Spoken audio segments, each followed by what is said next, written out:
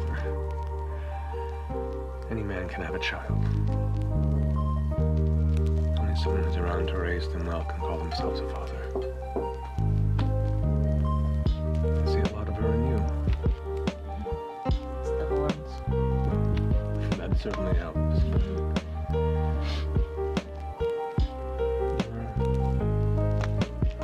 You're bright. You're clever. You're funny.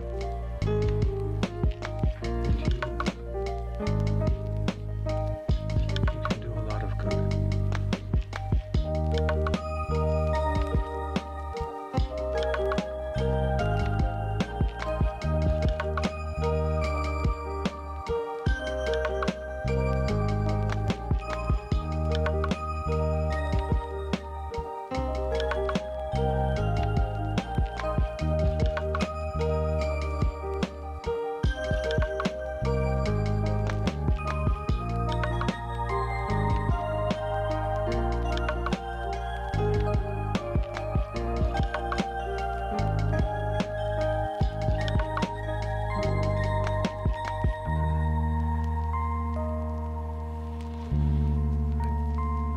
Protect you from the darker parts of the worlds where we've crossed. Well, good morning, stream. How we doing? Yeah. I'm going to call you Dad. So, like that. Good morning, Lady Temeraire. Good morning, Swiftness. Good morning, Cameron.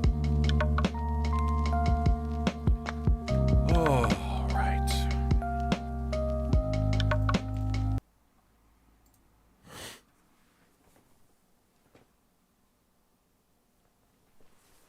Oh, boy.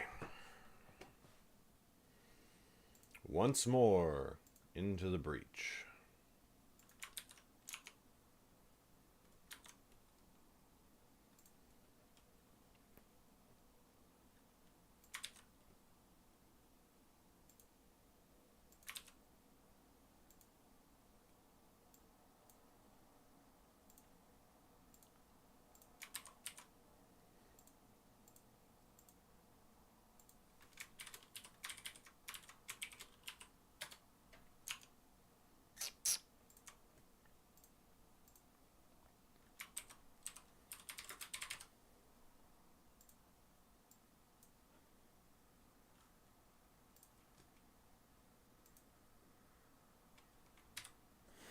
Okay, so today, do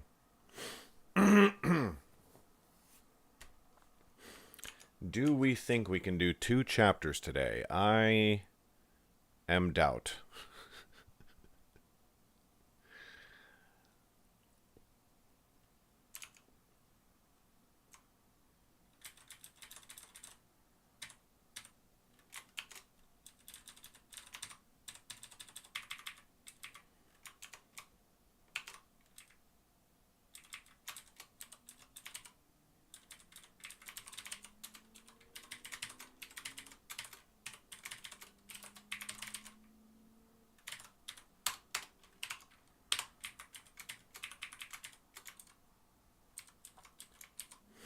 Because, like, none of the next 2 chapters aren't as chunky as the one we recorded yesterday, but they're still both over 3,000 words. So we'll record one. The voice is okay, but already I can sort of feel... I can feel my vocal cords tensing up. It's like they're flinching. They're like, wait, what are you about to do? What's happening? Sorry, buddies. We're getting back in there. We're doing the thing again. So we'll record 1 chapter. We'll see how we're feeling. It'll probably just be the one, and then we'll get back on to editing Hellskin.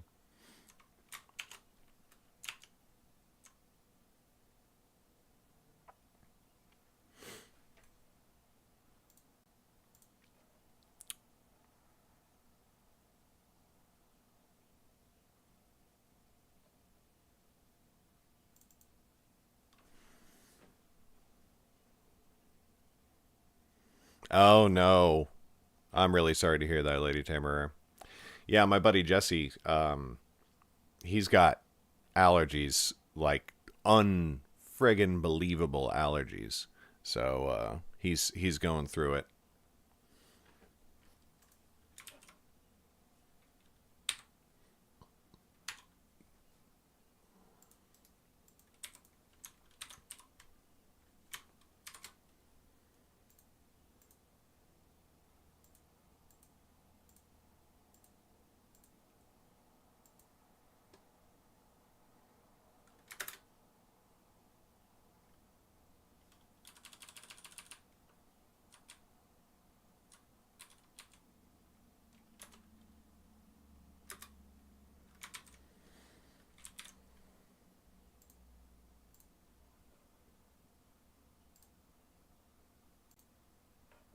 All right.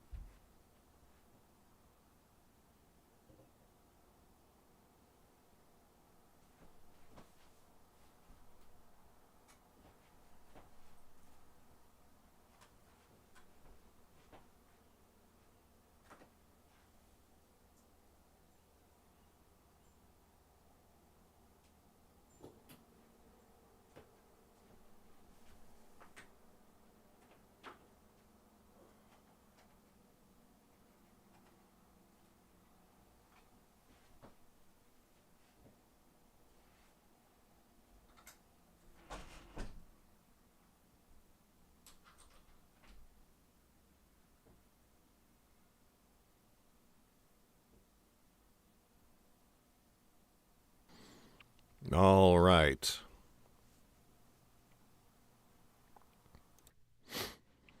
Well, hello there, everyone.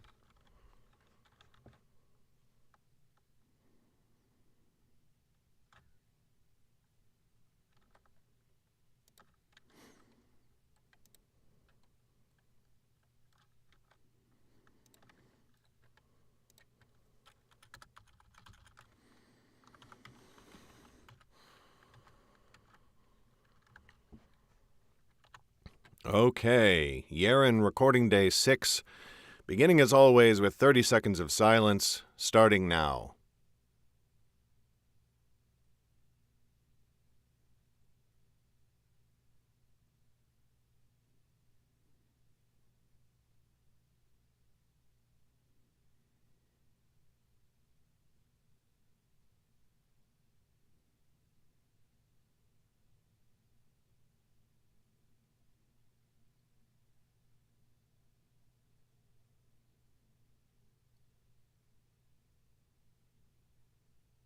All right.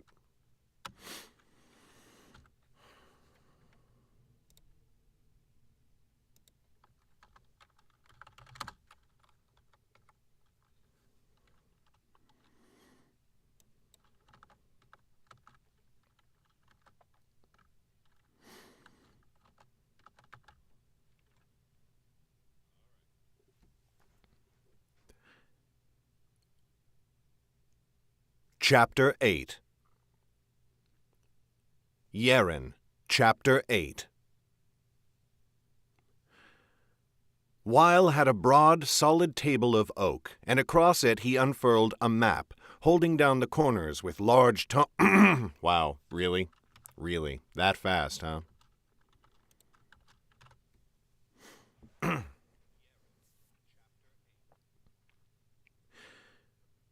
Weil had a broad, solid table of oak, and across it he unfurled a map, holding down the corners with large tomes bound in leather.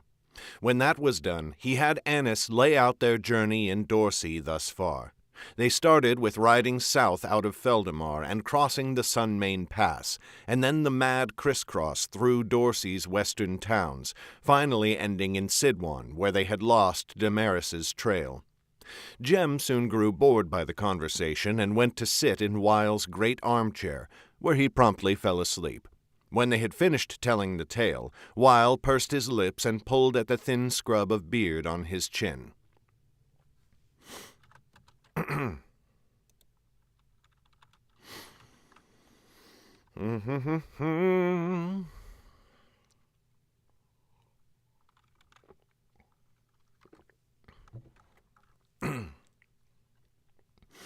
That is quite the journey, and I hear little information that may help.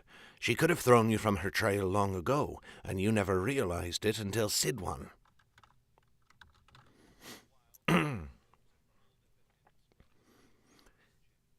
That is quite the journey, and I hear little information that may help, said Weil. She could have thrown you from her trail long ago, and you never realized it until Sid won. We thought of that, said Annis. But to a man so clever as yourself, surely such a setback would be merely a distraction. Weil arched an eyebrow.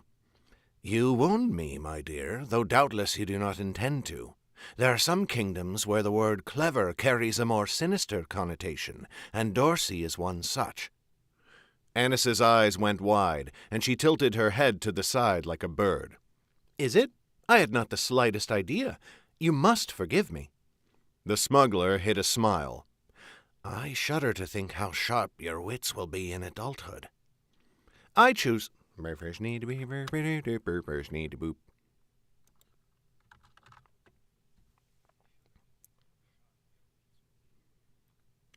I will choose to take that as a compliment, said Annis, giving a perfect curtsy. I think you are right that Damaris would stay well away from Danfon and the other major cities, said Weil, looking back at the map. It would simply be too great a risk. But then again, an unexpected course is often the best way to accomplish something nefarious. And it is well known that Damaris is both crafty and devious, meaning no offense to her daughter, of course. Very well. I will send word at once to my friends in the city, and we shall see what may be seen. But there is nothing else we can do tonight. After I send my letters, I will retire, and I suggest that you do the same. We must all hope that the morning will bring news. Well enough, said Lauren. In that case, there is only one matter more we must discuss with you. She looked at Annis and tapped her cloak, where an inner pocket held her maidstones. Ah, yes, said Annis. We did not entirely lie to you when we came here. We do carry a certain valuable cargo, and we do mean to sell it, or at least a portion of it. Weil drew up, looking back and forth between them. Truly, agents of the king's law dealing in magestones. Wonders never cease. I think these are days when all of us will see many things we have never seen before, said Lauren. What price would you give us for them? For a moment Weil did not answer, only pulling at his beard again and staring at the table in thought. Let us see. I could give you mayhap 50 weights per stone. Lauren's knees went weak. With 50 weights you could make a...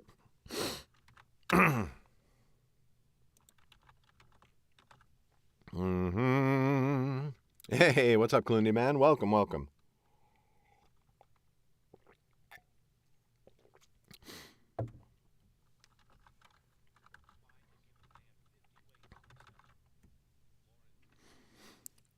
With 50 weights, she could make a pauper's journey from one end of Underrealm to the other, and with 100 she could do the same thing but eat like a king the whole time. She had heard often that magestones were very valuable, but she had never known just how much so. She thought back to when she had found Damaris's caravan in Selvin, its wagons containing secret compartments holding hundreds of magestones each. She did not have a great enough command of numbers to calculate how much coin that cargo would bring, but she guessed it was enough to buy half a kingdom. And then she almost fell over as Annis immediately replied, 80 weights. Weil frowned. Are you mad? On my best day I cannot sell them for 85, and 5 weights of profit is nowhere near enough for the risk I take. Annis rolled her eyes. You can sell them for nearly double 85, you brigand. We will sell them to you for 80 if you will buy at least 10 of them. The smuggler's frown deepened. 75, but I will buy 15. 76. Weil threw his hands up in the air. You are a merchant's daughter, he cried. You should conduct yourself with dignity. It is unbecoming to haggle for scraps. Annis spread her hands with... Spread her hands. Annis has been drinking.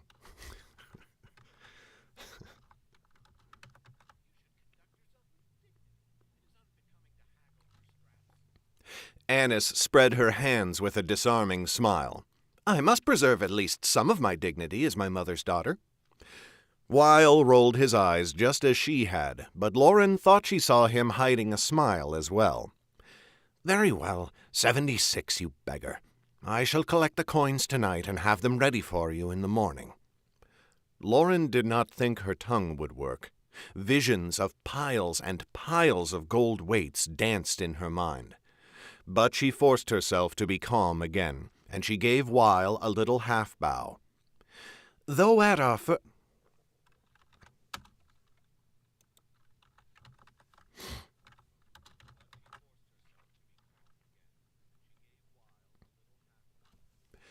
Though at first our meeting was fraught with tension, I am glad to have made your acquaintance regardless. We shall see you upon the morrow. Weil returned her bow with a deeper one. And you, Nightblade. If I am still uneasy about our association, I grant at least that it will be an interesting one. I beg only that you do not make it interesting in the same way that Zane did, leaving me alone and forlorn upon a river bank without a copper in my pocket. Lauren raised an eyebrow. It seems that you and I have had at least some similar experiences with Zane, then. Oh? Weil looked worth me.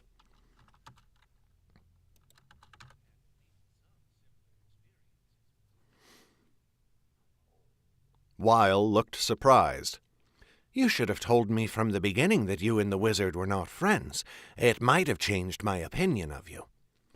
Our road together was long, said Lauren. Things changed. Weil sniffed. Very well.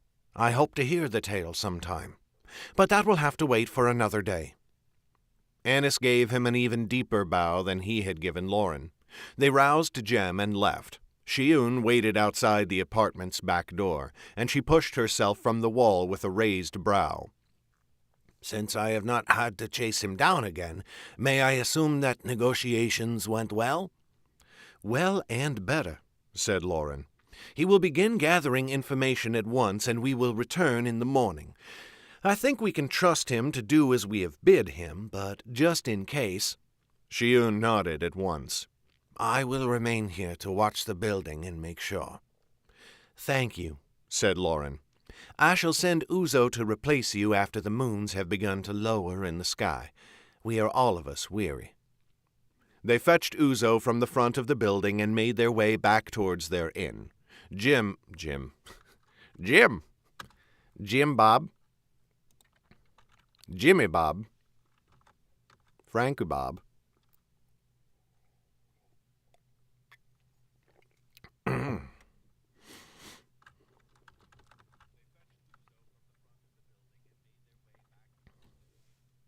Jem was nearly asleep as he walked, and Uzo had to keep a hand on the boy's shoulder to prop him up. Lauren took advantage of the mystic's distraction to step aside with Annis. How did you do that with—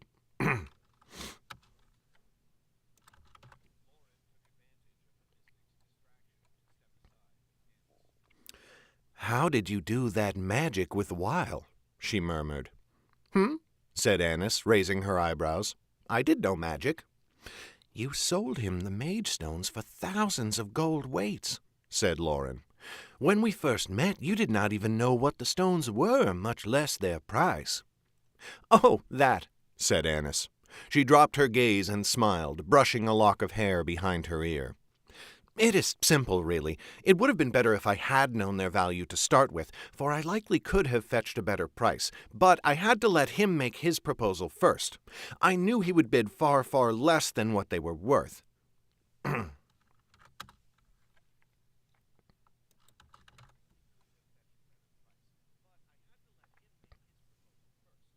I knew he would bid far, far less than they were worth. Once he gave his first offer, I picked what seemed a good amount higher and worked from there. And not that it matters much, but he is not giving us thousands of gold weights. Not much over 1,000, in fact. Lauren scoffed. You speak as though that is not simply unimaginable wealth to almost all in Underrealm. Sometimes I forget you are a merchant's daughter in truth. Annis's smile widened, but only for a moment.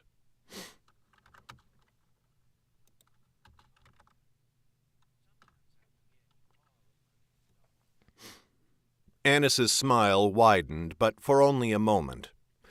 We shall have to find some way to store them safely, of course. He will likely give us the coin in lockboxes, and we can spread them between all our saddlebags. At some point we should find a banker. Lauren hesitated a moment.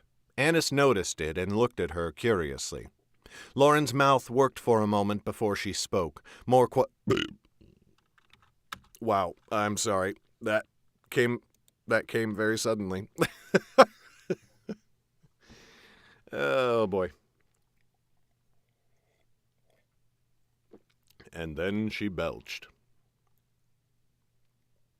Oh. Need to refresh my coffee.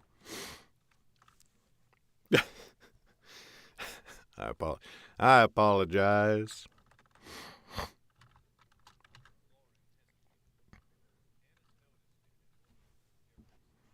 Lauren's mouth worked for a moment before she spoke, more quietly and slowly than before.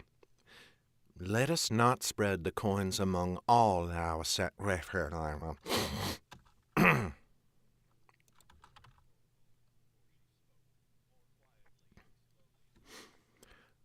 Let us not spread the coins among all our saddlebags, she said.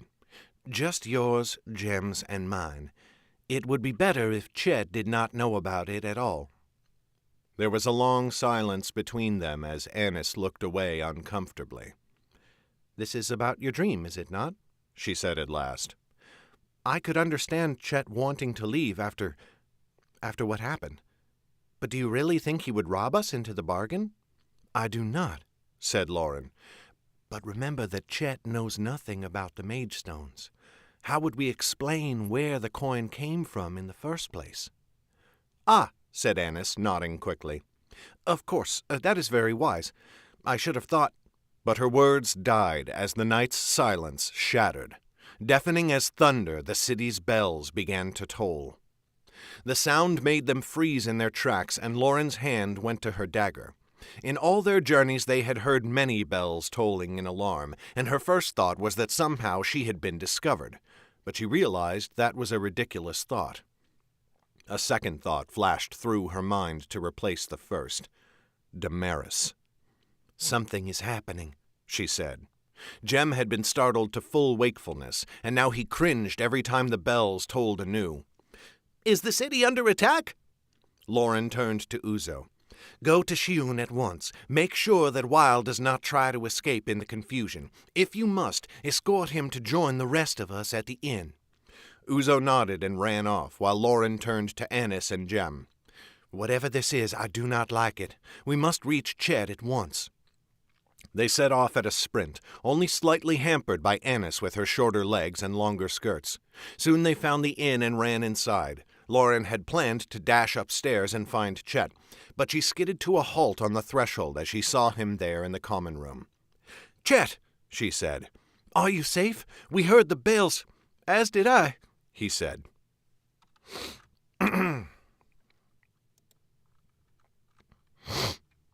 Oh.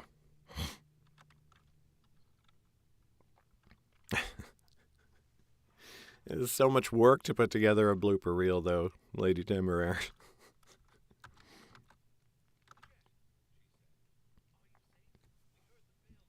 As did I, he said, and I came down to see what the fuss was all about. Then a crier came to the square outside. He told us the reason for the bells. His words died, and one hand rose to scrub at his face. His skin had gone ashen, and his fingers were shaking. Chet? She almost lifted a hand to reach for him, but she pulled it back at the last second.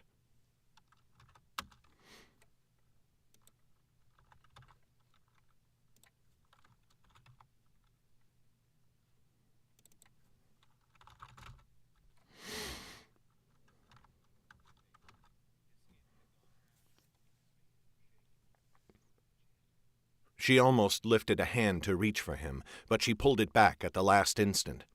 What is wrong? King June,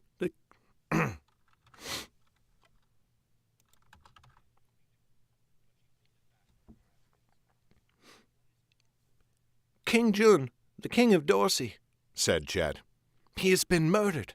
The crier said he was assassinated by the High King. Dorsey has joined the war on the side of the rebels. Scene break, 2.5 seconds of silence.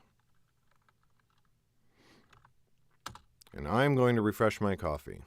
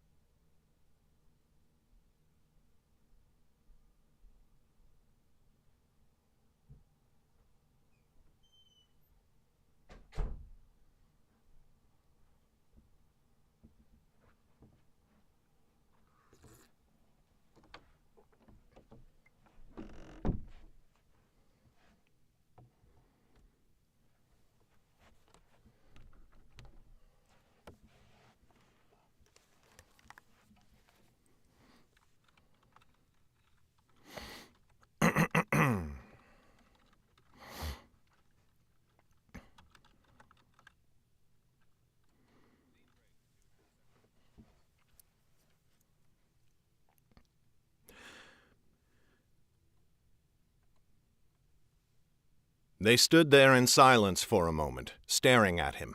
Then Lauren shook herself out of her thoughts. The common room buzzed, and no one seemed to pay them any attention. But that might change. She had to get them out of sight. "Upstairs," she said. "Let us speak no further word until we are safe in our room." Annis began pacing the room's length even before Jem closed the door behind them. "This cannot be," she said. "It cannot be. Dorsey pledged its support to the High King. Jun was only one of...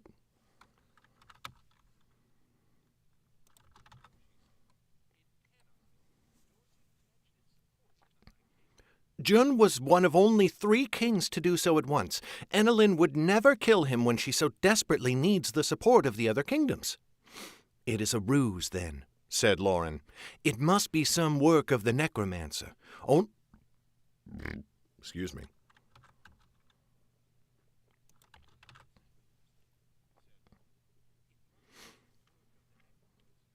Only they stand to benefit from the tumult this will cause." "And my mother must be behind it," said Annis. Lauren frowned.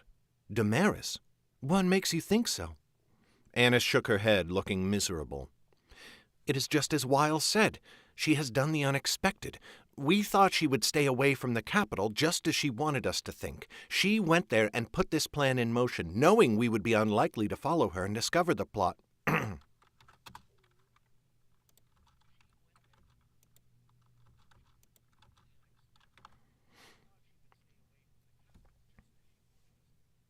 "She went there and put this plan in motion, knowing we would be unlikely to follow her and discover her plot before she could carry it out. We thought she would avoid Dorsey's king, but all along she meant to kill him." "But assassinating a king," said Lauren, "that is no small feat, and she has only been in Dorsey a scant few weeks." "Oh, she must have set events in motion long before," said Annis. "I should have foreseen this. We wondered if she still served the necromancer, and now we know. Seizing power in Dorsey was part of the grander scheme. Now this kingdom is a strong foothold. Indeed, Dorsey's betrayal is far worse than Dulmoon's. Dulmoon's strength of arms may be greater, but it lies far to the northeast. Dorsey is in the center of Underrealm, and it borders more kingdoms than any other. There's some small comfort. This threat would have been even greater if Damaris had managed to capture and hold Yawamba. From that stronghold, she could have staged assaults into both Feldamar and Kalentin with relative ease. "At least we thwarted her there," said Jem. "And we will stop her here as well." "It will not be so easy," said Annis, shaking her head. "Yawamba was a mighty stronghold, but Damaris was isolated.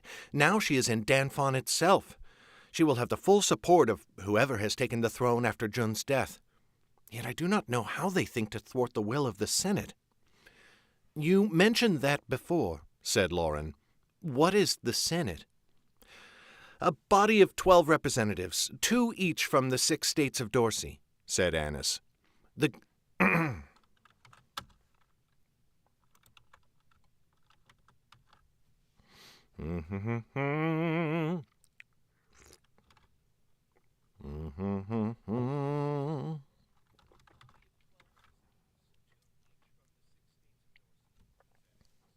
They govern They govern most domestic disputes, but the king has full authority in all matters of war.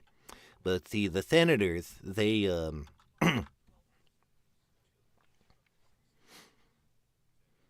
They govern most domestic matters within the kingdom, while the king has ultimate authority when it comes to war. But even in that, the Senate may gainsay him if enough of them unite in common purpose." Jem sniffed. "That sounds hideously inefficient." "It is meant to be," said Annis. "A precaution so that no mad tyrant can lead the kingdom to ruin through warmongering." "Yet Dorsey is the most warlike of all the kingdoms," said Lauren. Annis raised her brows. "Spoken like a true daughter of Selvin. They are often embroiled in battles, yes, but they content themselves with small border skirmishes. The Senate is supposed to keep the king from doing anything too consequential." Lauren bit back her first angry answer and took a deep breath before answering in a calm voice. "The people of Wellmont would say that Dorsey's actions have been consequential enough." Annis spread her hands. "No kingdom is perfect. Some are merely less terrible than others." Jem looked back and forth between them with an uncomfortable expression. "Mayhap we should put aside philosophy for a moment and consider our next action. It seems clear we must stop Damaris, as well as the new Dortian king." Lauren heaved a sigh. Jem was right. Her dislike of Dorsey mattered little in the face of their current predicament. "Who would that be? Who would turn this kingdom against the High King?" "I do not know," said Annis. "Jun is of the family Fey, and it will be someone else in that house who takes his place. But I do not know the royal families of all the 9 kingdoms very well. I know only that Jun has no siblings, and so it will be one of his cousins, or mayhap an uncle or aunt." "So we mean to pit ourselves against a king, then?" said Chet quietly. Lauren looked at him. He sat on one of the beds, leaning against the wall beside it. His knees were up, his arms draped over them. He was not looking at any of them, but only picking at his nails. "Only so far as we must," said Lauren gently. "It seems clear we shall find Damaris in the capital, and she is our true aim."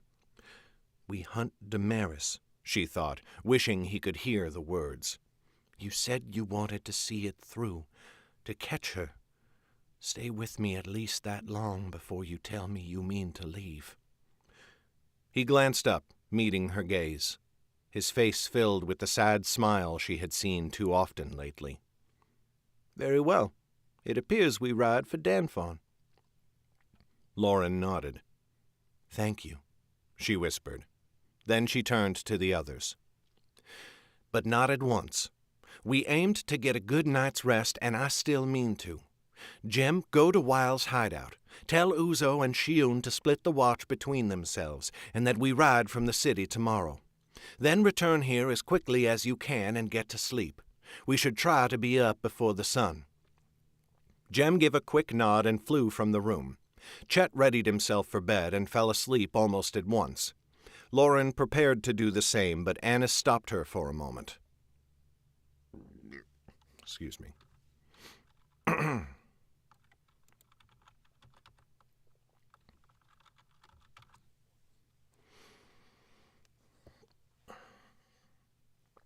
We should bring Weil with us, she said. Lauren's brows rose. Why? He is a smuggler, said Annis. Danfon will be in great turmoil, and the guards at its gates will be vigilant. We must enter the city with all possible discretion, and I do not doubt he can sneak us in without anyone seeing. That seems wise, said Lauren, nodding slowly. We will bring him then, though I doubt he will enjoy it. Annis grinned. I do not think he has enjoyed any part of his dealings with us yet. What is one more unpleasant duty? Lauren smiled. Thank you again, Annis. Our quest would be doomed without you. The girl waved a hand. You would muddle through somehow. You always do. I only do my best to make I only do my best to make things a bit easier.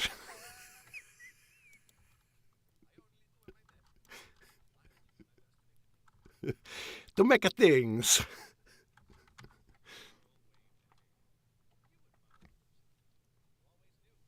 I only do my best to make things a bit easier.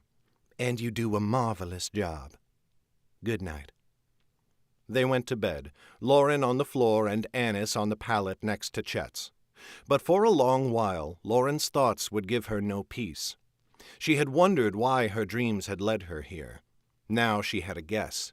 They had a smuggler now who could help them enter Dorsey's capital without being seen. That seemed a boon, but if the dreams were truly meant to help her, they would have led her to Danfon long ago, before Damaris carried out this coup. Her hands tightened to fists.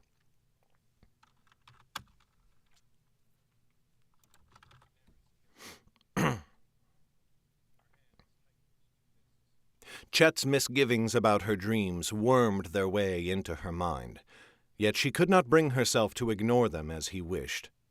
How could she, when they were the only help she had? Back and forth her mind whirled as she lay on the room's floor. When Jem and Uzo returned, she shut her eyes and pretended to sleep, but slumber came slow. At last, shortly before Uzo went to replace Shion, Lauren's eyes closed.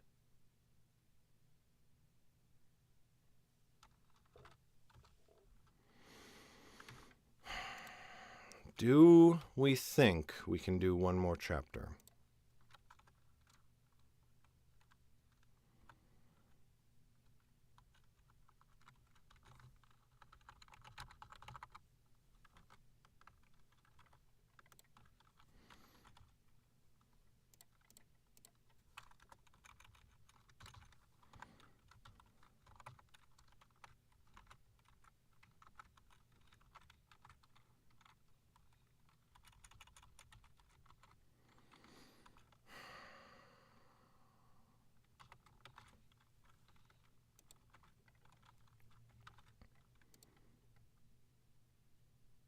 No. Next chapter's even longer.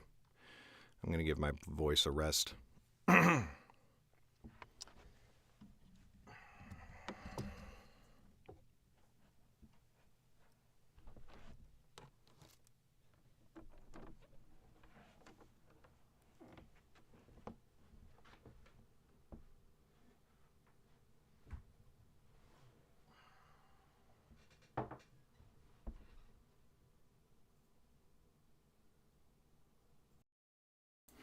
What's good, though, is that I am tempted. I feel almost on the cusp of my voice being strong enough to do it.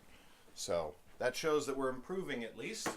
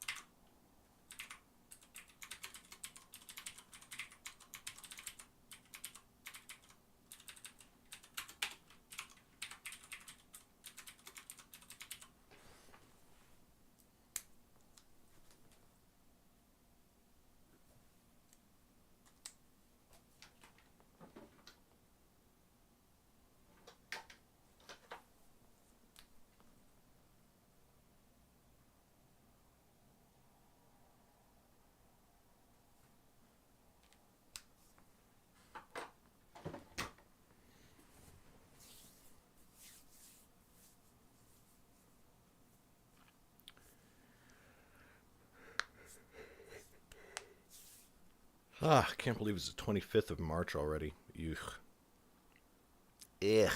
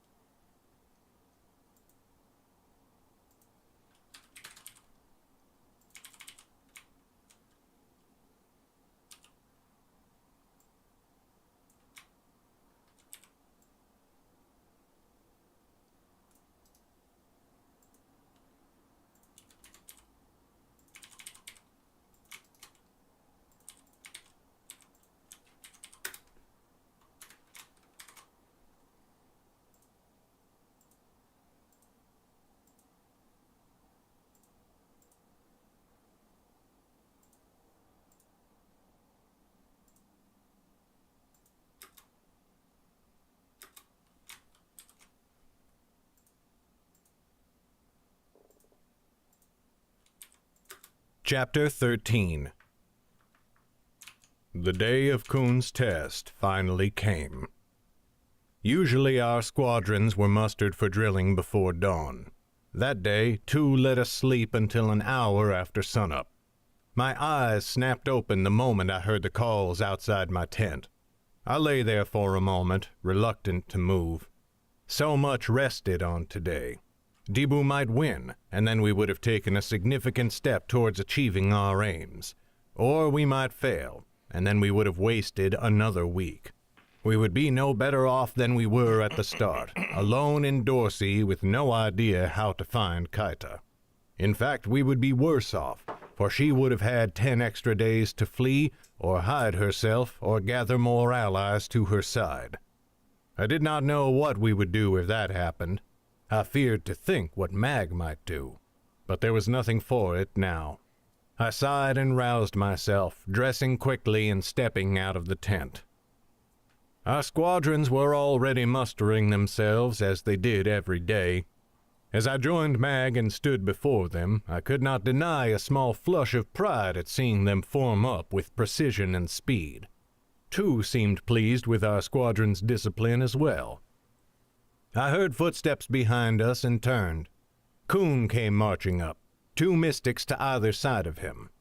I recognized one as Yerrin, Kuhn's nephew, the one with the heavy scar on his left cheek. It had been he who reported on our doings in Huzen. It occurred to me that Yerrin might be the one pitted against Mag's champion. That might be good for us.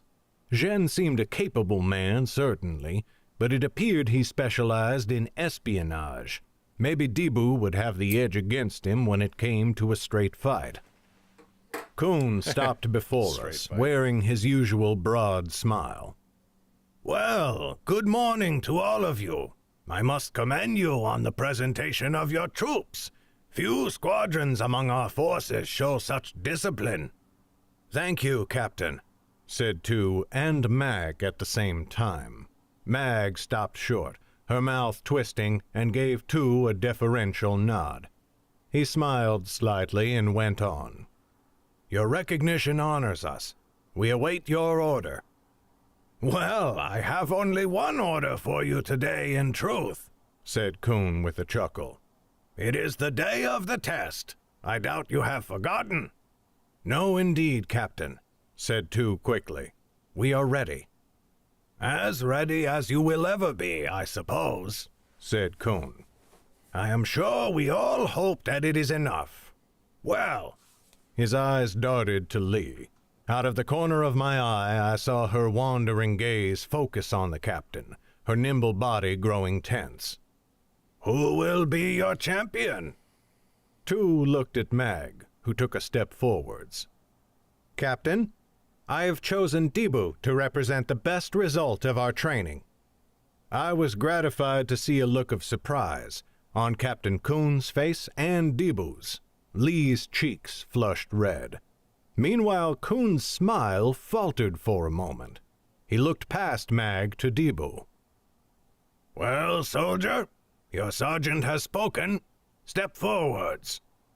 Still Deebu hesitated, looking at Lee as if certain he had misheard. Then at last he walked towards us, presenting himself as if for inspection. I noticed his bronzed knuckles were wide where they gripped his shield and blade. "Sir," he said, "I'm ready."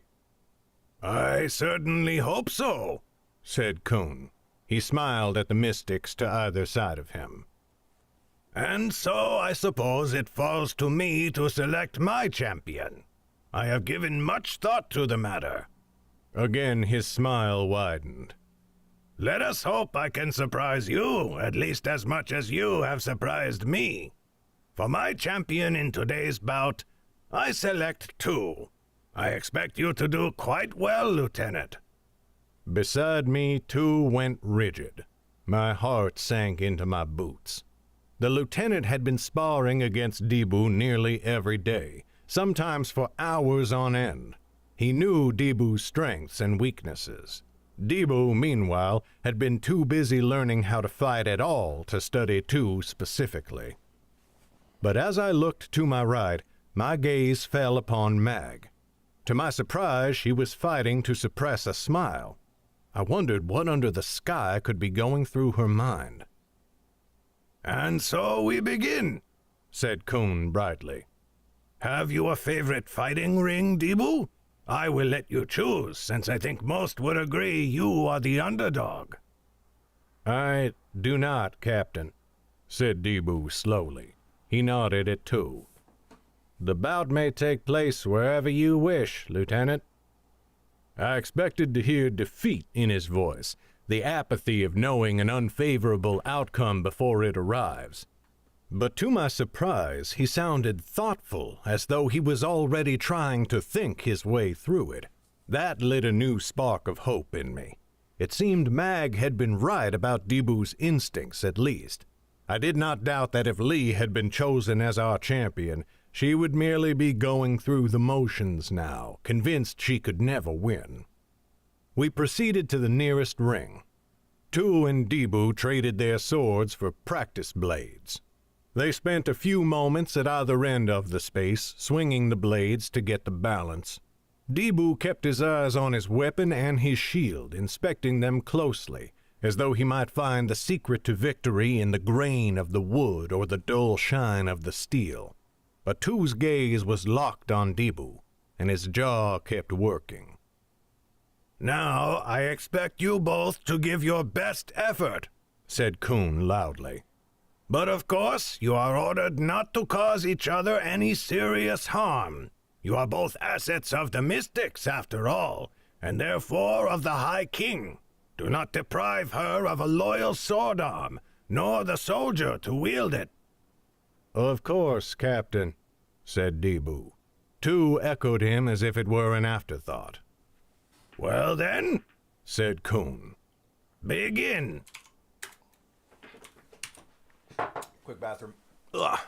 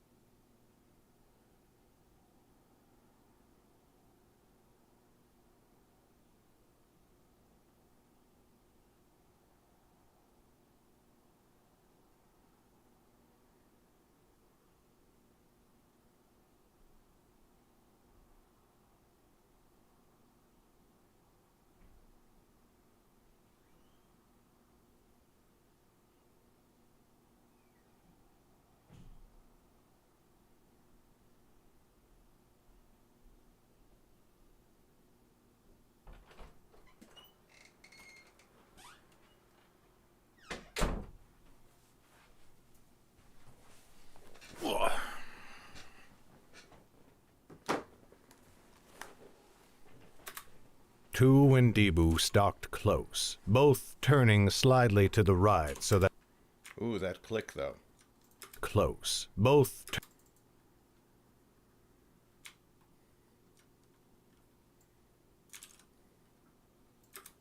turning slightly... both turning slightly to the right so that they ended up circling each other. Slowly, the circle shrank until they were a pace apart.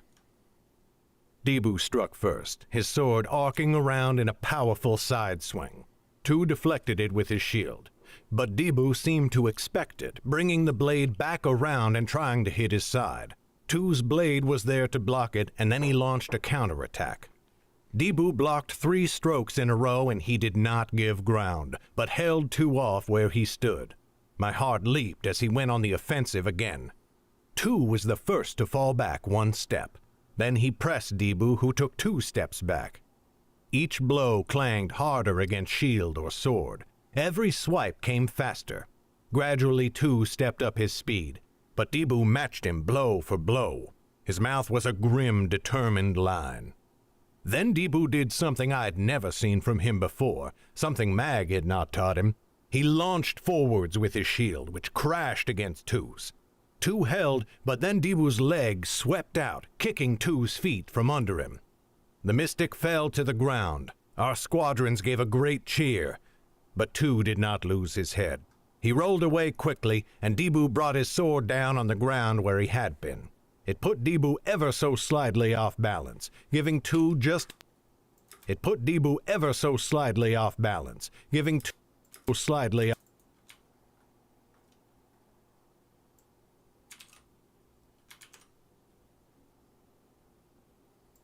It put Debu ever so slightly off balance, giving Tu just enough time to regain his feet. Now his brilliant red cloak and black hair were soaked with mud, and he was breathing heavily. I glanced at Kun, and I saw his smile turn icy. "Enough, Tu," he barked. "This is a test, not training. End it." Tu's jaw clenched, and I felt my hopes plummet. He had treated this like a practice bout, gradually fighting harder to teach Debu as much as possible. But he was a military man first and foremost. He would obey his captain's order, and his captain had ordered him to win. Tu lunged to attack. I heard a gasp ripple along our squadrons. Few among them had seen him unleash all his skill, but they could see it now. Every swing of his sword was as fast as blinking. He struck his shield against Debu's with every other stroke, knocking it aside, trying to find an opening. Debu was on the defensive now. Almost every blow forced him back. But whenever I feared he would step out of the ring, he sidestepped to keep himself inside. Every time it gave him a new lane of retreat, more room to work. I realized what he was doing. He was trying to tire Tu out. He knew he could not win an even match, but if he could hold off Tu's attacks long enough, he might conserve enough energy to balance the odds. Mag had been right. Not only was Debu a natural fighter, but he was smarter than I had expected. Yet his wits did not seem to be enough. Twice he almost went down as Tu battered his shield. The third time, Tu brought the edge of his shield against Debu's, cracking it down the middle. The next swing knocked the shield clean off Debu's arm, and he winced with pain. Tu's foot lashed out, catching Debu in the gut. He stumbled back, dropping his sword a pace away. Even as he tripped, Tu caught him in the shoulder with the flat of his blade. Debu's padded armor held, but he cried out with pain as he spun and slammed face first into the ground. Without thinking, I clutched Mag's arm, which was like seizing an iron bar. But when I looked at her, she still wore the smile she had had before. "Wait," she whispered. "Wait," she whispered. I looked back just in time to see Tu glance at us. There was an apology in his eyes, but there was also a resolution. He lifted a foot to step towards Debu and demand the yield. Debu's hand flashed out, seizing his broken shield where it had fallen. He flung it across the mud, and it cracked into Tu's shin. The mystic slipped on the slush and went crashing into the ground. Debu sprang, and when he came up, his sword was in his hand. In an instant, he was standing with one foot on Tu's sword wrist, the tip of the blade at his throat. The tip of...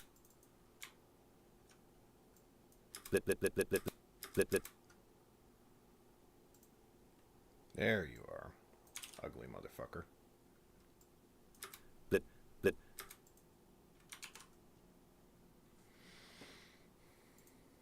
Wrist, the tip of the blade at his throat. Everything went completely silent. I believe I was even holding my breath. Debu, on the other hand, was panting heavily, and his close-cropped hair was soaking with sweat and mud. "Do you yield?" said Debu, between gasps. Tu looked up at him, brows raised in surprise, clearly impressed. "I yield." Our squadrons erupted in cheers and yells. They flooded into the ring, surrounding Debu and pounding him on the back, ignoring the winces they drew through his embarrassed smile. I half thought they were going to lift him up and carry him out of the ring on their shoulders. "Troops!" barked Mag suddenly. "Troops!"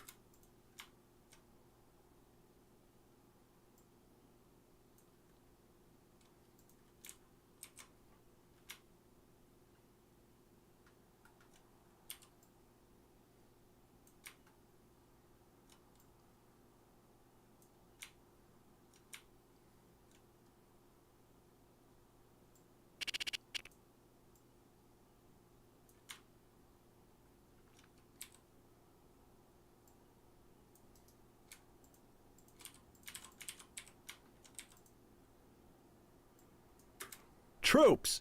barked Mag suddenly. "Attention!" Everything fell silent again as our squadrons turned, hands slapping to their sides. All eyes went to Kun, who still stood on the side of the ring. His eternal smile had returned, but I saw ice in his eyes as he looked down at Tu, who still lay on the ground. A long moment passed. "Clearly, I should have chosen another champion," he said at last. "But, well, what can one do in the face of such disappointment?" Then he turned to Mag and me. "Congratulations! The terms of our agreement have been satisfied, and you are now militia serving under the Mystic Order.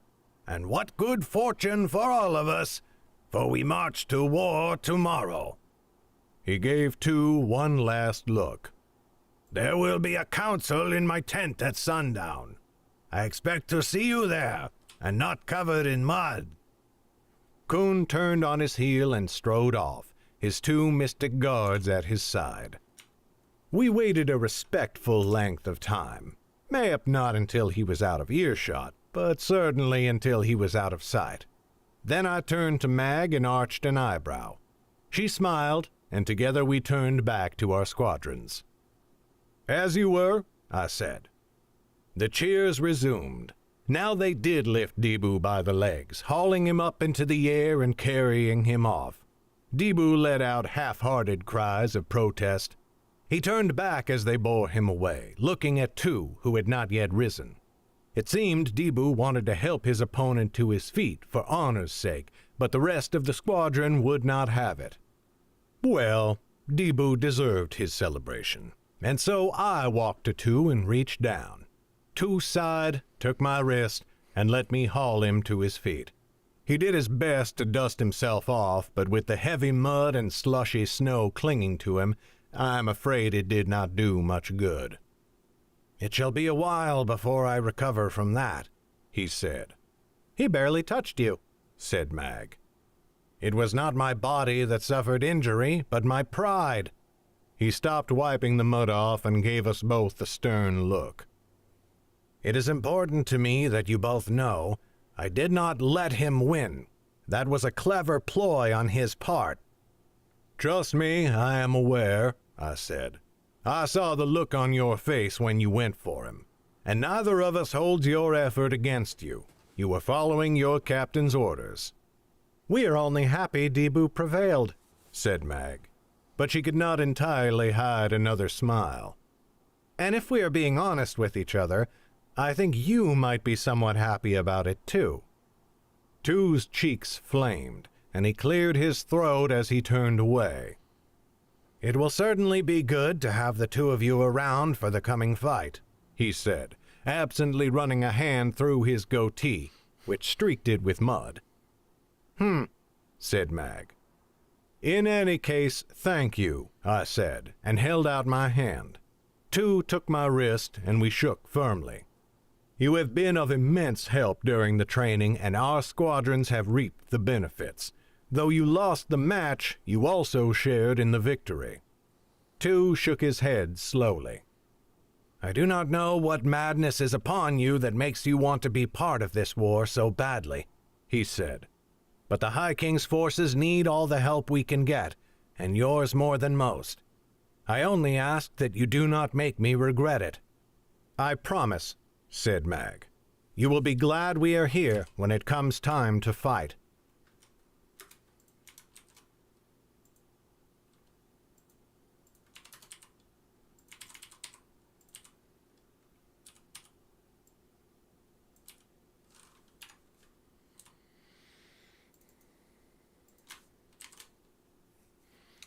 Another one bites the dust.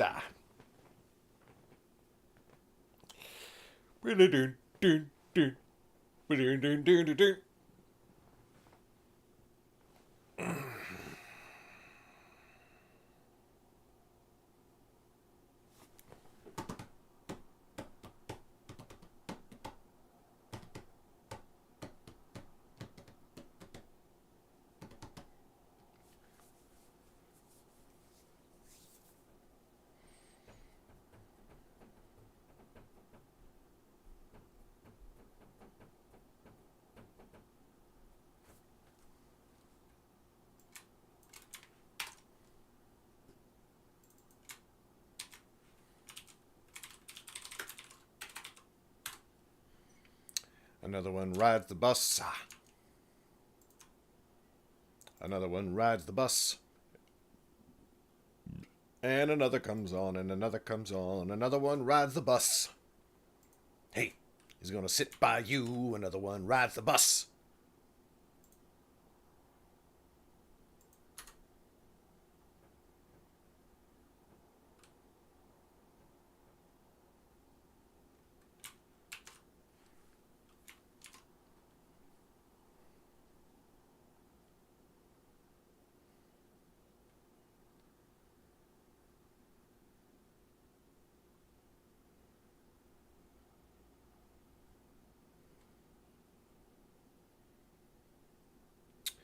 Ride the bus down the boulevard, and the place was pretty packed. Can't believe I managed to stand it with the perverts in the back. It was smelling like a room. There was junk all over the floor. We're already packed in like sardines. Now we're gonna pick up more. Yeah! Boom, boom, boom. Another one rides the bus.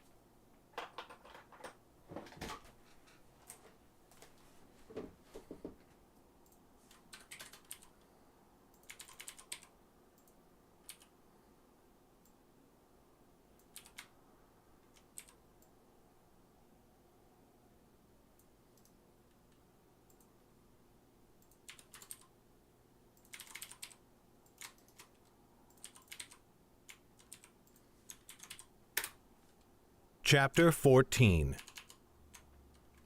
After Debu's trial, we had little time to celebrate.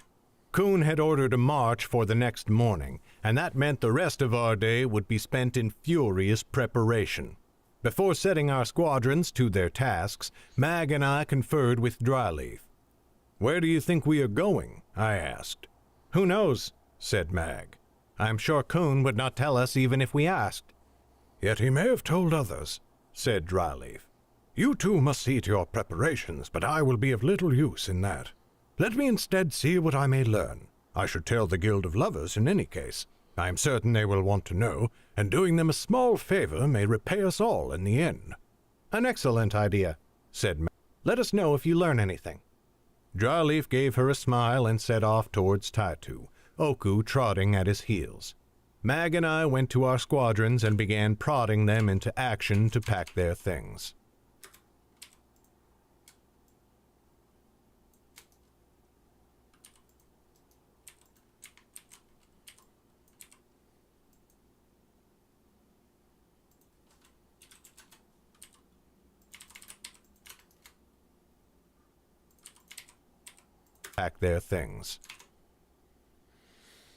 Now, even as we had been preparing for Kuhn's test, the rider had been making her way across the land in search of us. Her road had grown much more difficult since the Civil War broke out, but she was smart enough to keep from being seen. She avoided cities and the major roads as we had done. Some time ago she had visited Taitu and learned that we had been there, but she left before we returned. Now she guessed we were lurking somewhere in the nearby wilderness. That was where she had been searching for the past week. But she did not have my skill at finding paths through the wild, and so the going had been slower. She slept in ditches and under trees, muttering She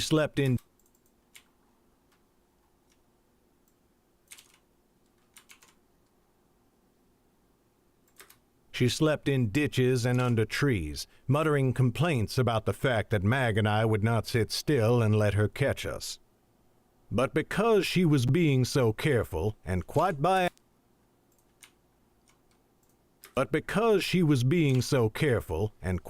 accident, she discovered the shades.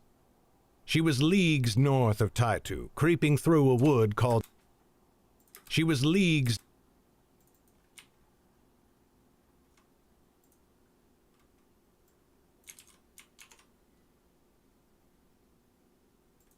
was leagues north of Taitu, creeping through a wood called the Bracken Bough, which I am sure would have amused Dryleaf greatly. Day was fading to night. Sheer luck kept the shades from seeing her. She was only a few spans from the edge of their encampment deep in the woods, but she did not know it. Suddenly, a thought struck her. We might have set up a camp and built a fire, and mayhap she could see the smoke from far off if she climbed a tree. She tied off her horse and found the tallest tree she could. Grunting and cursing, she hauled herself up hand over hand until she had cleared the tree line surrounding her perch. And just as she had hoped, she saw the smoke of a campfire. But then she saw many more columns of smoke. Not just one campfire, nearly a dozen. The rider frowned. She knew the fires were not from Mag and me, but now she was curious why so many people should be camped deep in the bracken bough. She made her way back down to the ground, but she did not mount her horse again. Instead, she set off into the woods on foot. From her belt she drew her short sword and her club, one in each hand. Then she moved forwards with every bit of stealth she could summon. But she never reached the camp. 2 figures appeared in the forest ahead, forcing her to stop. The rider drew up behind a tree. She stuck out one eye, taking a few moments to study the figures before her. They stood a span apart so that they could just see each other through the woods. Sentries. But what were they guarding? Then the rider noticed their outfits of gray, with blue cloaks pulled tight about them. She knew what that meant. She had seen shades before. From the campfires, it seemed to be a decently sized force, may up 200s. That was more than the rider had ever seen in one place. "Dark below," she grumbled. She slid behind the tree again and then snuck away south, quiet as a rather large mouse. Soon she had rejoined her horse and untied it from the tree branch. Now she had a choice to make. This discovery troubled her, and she could not simply ignore it. Such a force of shades moving through the kingdom could threaten all of Dorsey, and that was more important than Mag and me. Taitu was to the south, and she knew that town held a small garrison of mystics. If anyone could deal with this situation, the Red Cloaks could. The rider blew out a loud, exasperated sigh, sending it misting up into the wintry air. Then she climbed into the saddle. "Come on, boy," she said, patting her horse's neck. "We make for Taitu. One more delay I will take out on the Wanderer's hides whenever we find them."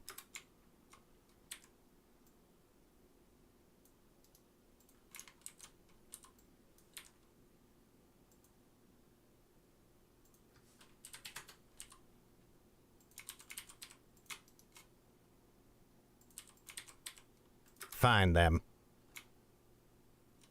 Dryleaf went about. Quick restroom again. Coffee's hitting this morning.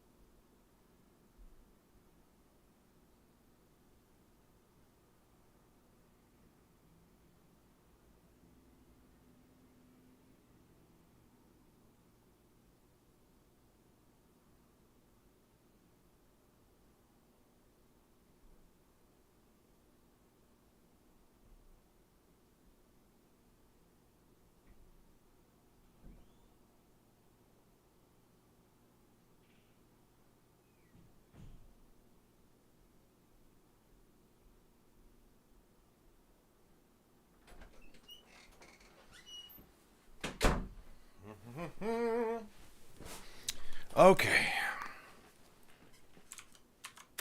Dryleaf went about his business in Taitu while Mag and I set to ours in the encampment.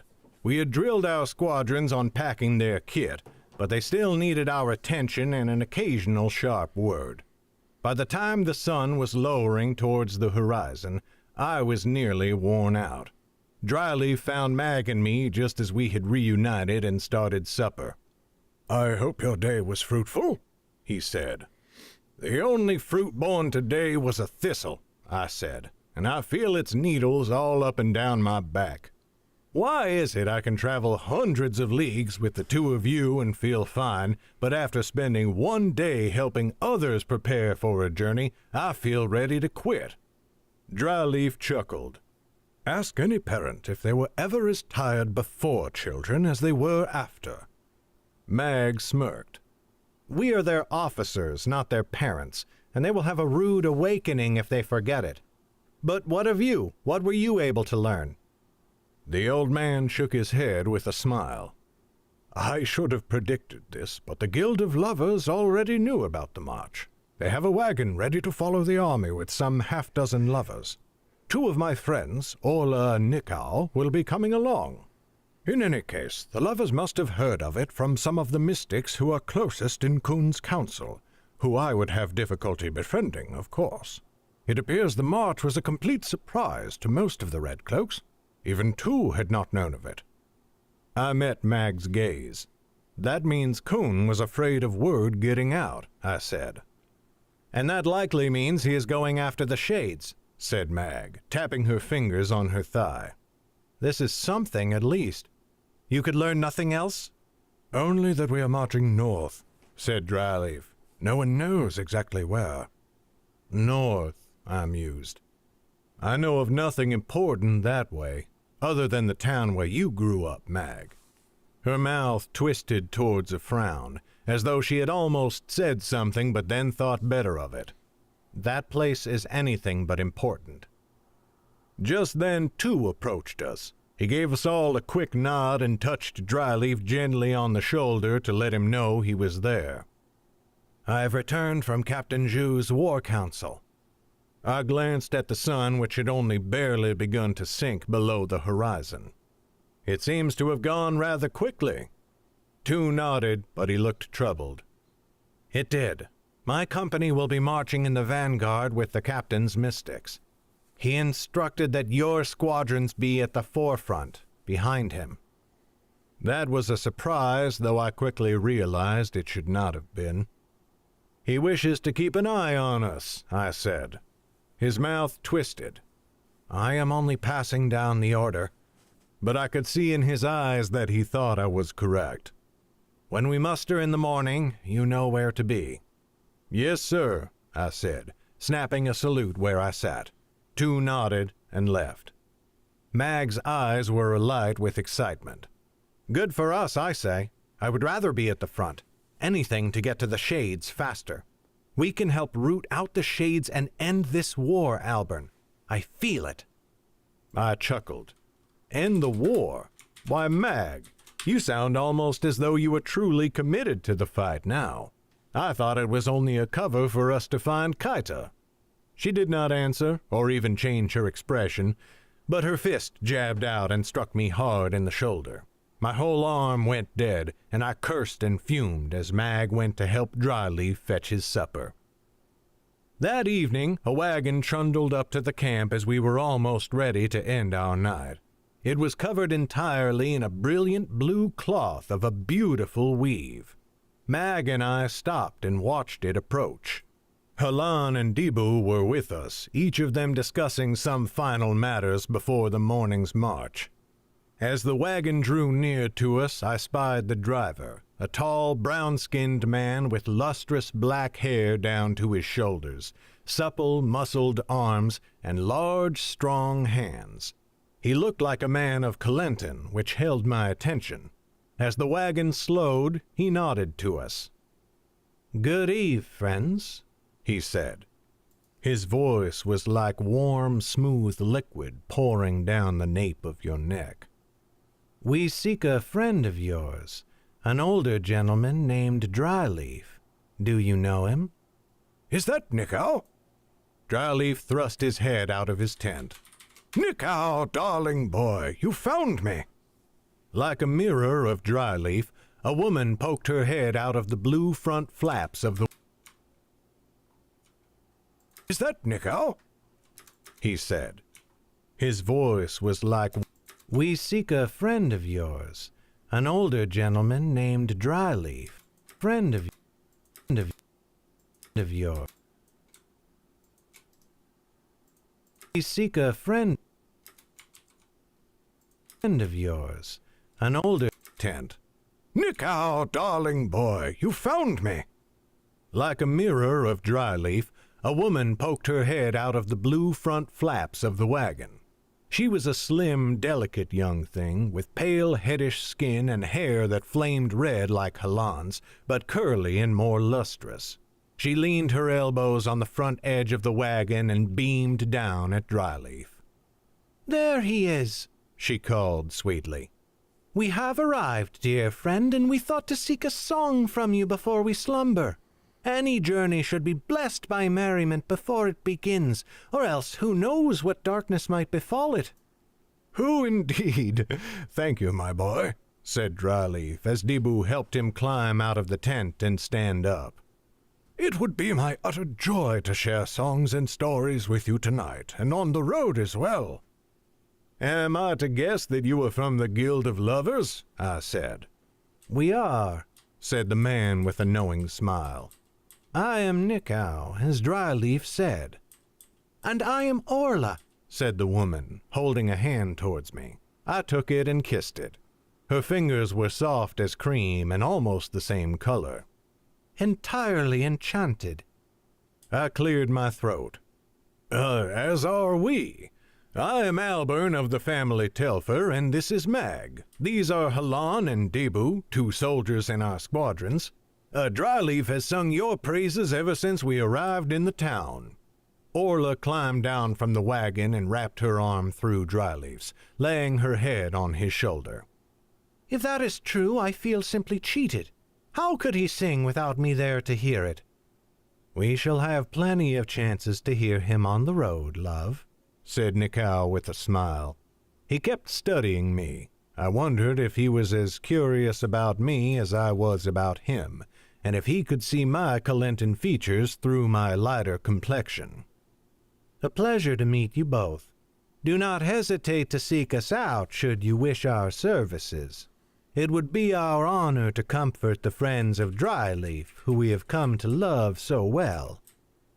I shall, certainly consider it, I said, scratching the back of my neck.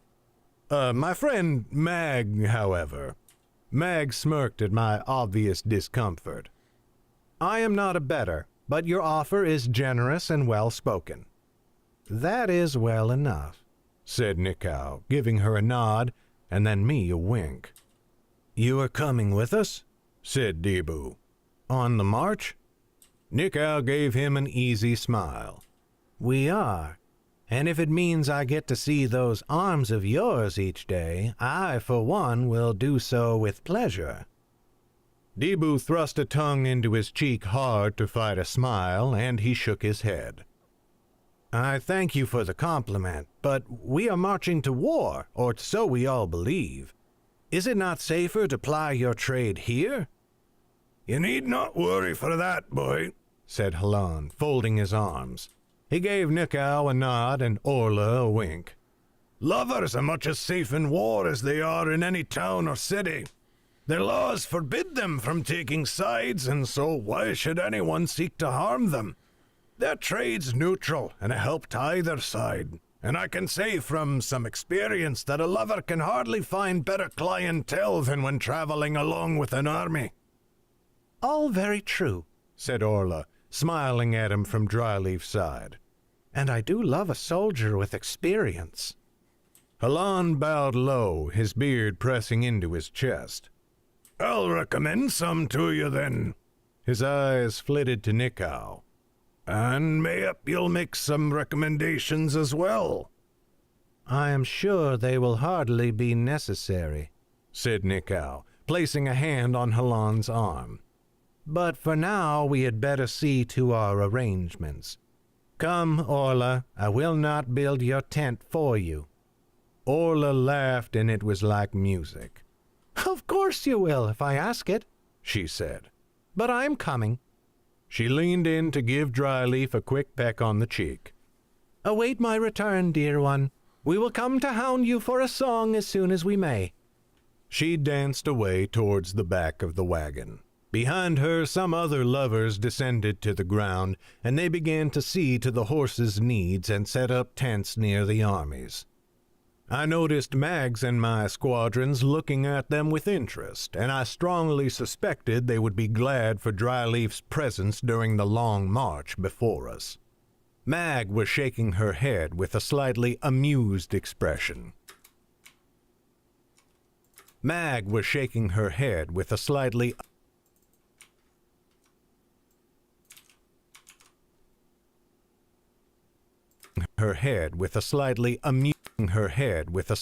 amused expression.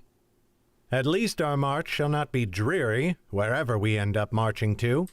"No, it certainly will not," said Dryleaf, beaming. We all sang and spoke and laughed and drank that night, and the next morning we set out from Taitu before dawn. Two's company marched just behind Coon's Mystics, as ordered.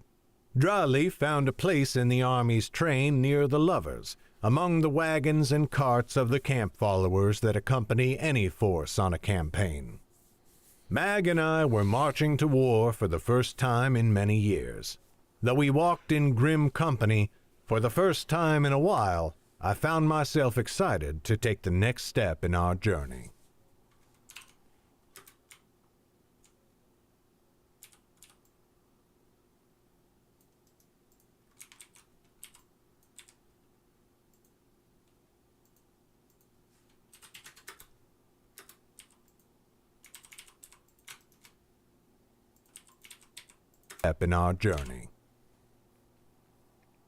The rider was headed south towards Taitu on a narrow, little-used hunting trail. Hey, Kiki Hot. Welcome, welcome. The day was cold, and the warmth of her mount was little comfort against it. Sharp hills cracked the land around her, like broken fingers arching towards the sky in pain. Dark mutterings poured in a steady trickle from her lips, promising baneful revenge against Mag and me when at last she caught up to us. To the south, a flight of birds launched itself into the air, screaming. The rider stopped. Her eyes narrowed. She moved off the trail into the hills, hiding her horse behind some boulders. Retracing her steps, she found a place where she could watch the path while keeping herself hidden. It was not long before a column of soldiers came into view. The rider leaned forwards, narrowing her eyes. At the head of the column, she saw mystics. Some were on horseback, but most were on foot. Behind the red cloaks were other folk. They looked like artisans and farmers, and almost none of them were mounted. But they carried weapons and shields, and sometimes one or two pieces of armor, though it was ragtag and scattered among them. Militia, thought the rider. And then she saw Mag and me. We were close to the head of the column, riding our horses in plain sight. The rider froze, but only for an instant before she was cursing under her breath and racing back towards her horse. "Dark-damned, steer-loving, slipshod nuisances," she said, and carried on in like manner as she mounted. The moment she was in the saddle, she dug in her heels with a great cry, riding towards the hunting trail at a gallop. Coon and his mystic spotted her while she was still spans off. Immediately the mystics formed up, drawing weapons and hefting their shields to form a wall in front of Coon. Knights barked orders, directing more of the column to advance and join them. The rider slowed her horse to a walk, throwing empty hands into the air. "Hail!" she cried. "My weapons are stowed, and I bear no ill intent. Kindly do not shoot me." Mag and I came marching forwards with our units. The rider studied us, eyes narrowing in a glare, but she could see that we did not recognize her. And why should we have? She was wrapped head to toe in clothing against the cold. Not even a shock of hair stuck out from her hood and mask. "That is far enough," Kuhn called out amiably. "Who are you, and what do you want?" "Two things," said the rider. "The first is more important. I have come looking for you, for I guess that you are the mystic garrison from Taitu. I have news for you about the shades." The effect on all of us was immediate. Mag and I glanced at each other, and most of the gathered soldiers gripped their weapons tighter. The woman's voice instantly struck me as familiar, but it was far away and muffled, both by her mask and by the heavy snows all around us. My mind raced, trying to place it, but I could not. Kuhn's smile only widened. "I am curious about your news, as well as why you think I should trust it," he called out. "But you said you wanted two things. What is the second?" The rider's voice went sour. "I am looking for 3 people in your company." Kuhn's smile vanished. "Are you now?" It was not a question, but more of a statement of annoyed anticipation. This shit. "I am," said the rider. "I seek Dryleaf, an older man, and 2 whom I see before me. Mag, called by some the Uncut Lady, and especially Alburn of the family Telfer." Mag frowned, and a flush crept up into my cheeks. Yet still I could not place her voice. The rider smiled to herself, drawing a dark enjoyment from our reactions. Kuhn, meanwhile, had turned a baleful glare on us. "I see," he said. "Why does it not surprise me that the 2 of you are connected to this stranger who rides out of the wilderness with knowledge of the shades?" Meg never took her eyes off the rider. "I do not recognize her, Captain." "Nor I," I added. It did not seem wise to mention the familiarity of her voice, for I did not think Kuhn would be much pleased. "Who are you, stranger? Show your face." "Stranger!" The rider snorted. "How would a stranger know your names or recognize you? You know me, wanderers, even if you do not know that you know me." She dismounted before removing her mask and pulling back the hood of her cloak. I had knocked an arrow, now it dipped immediately. Mag put her spear up at once. Both of us took a tentative step forwards, unable to believe our own eyes. "Yue?" I gasped.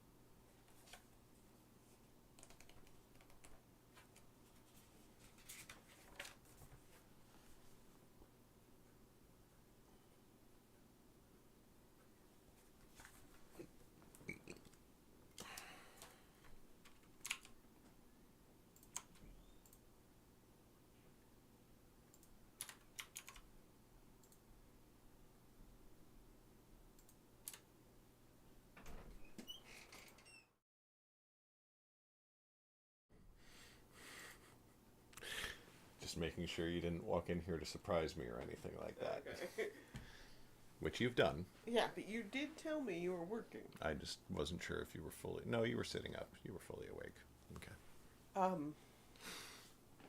Hey. I feel like showing you something. Okay. Do I need to turn off the stream? No, it's for our son. Okay. He'll probably poop his pants. He will get so excited about this thing. Okay. You ready? Yeah. Great news! Super Nintendo World is opening next year in California. Here's how the power of bands work. You can unlock stickers and collect keys throughout the area by playing games, punching blocks, and finding hidden ends. The more keys you have, the more difficult the games become. The blocks require the band to make this sound. There is also a power of band-only attraction. You need 3 keys to enter. If you eat in Toad's restaurant, you will receive a gift just like visiting his house in the game. Let's go. Great news. It's not open yet. It's Luke is gonna 2023. shit his pants. I did send it to you through the normal, so he'll see it in the lineup. Oh God. Should. Yeah. I'm letting you know. Yeah. No, we should let him see it. I mean, it's 2023, but he is going, and it's Universal in California, Yeah. so we could take him to Harry Potter Land at the same time. Yeah. Yeah. What? Um, They don't have an exact date, which probably means it's going to be the end of 2023, so it's probably 2 years away. no, I know. I'm soured on California? Harry Potter Land Why? because of literally everything. Yeah. Does she get money on all that stuff, or did she just sell over the rights? I don't know, but honestly, I'm getting soured on everything.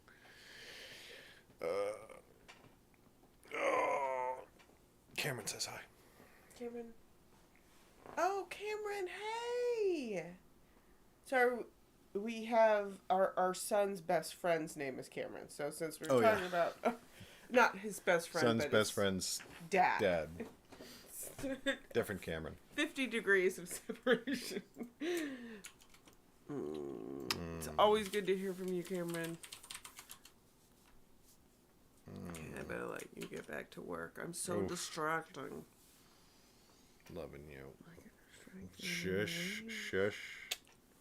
Family friendly. I know. Oh. I love how you smile, though, every time I say stuff like that. You need to knock it off. You're bad. Keep rubbing my shoulders, though. Oh, that feels really good. We're through chapter 14 of the Hellskin audiobook. Oh. I was thinking really hard about this file. How long is the next chapter? I have no idea. I'm gonna go get some coffee. Okay. It looks like you're doing a coffee cup collection up here. Yeah. You want to take another one? They're all empty.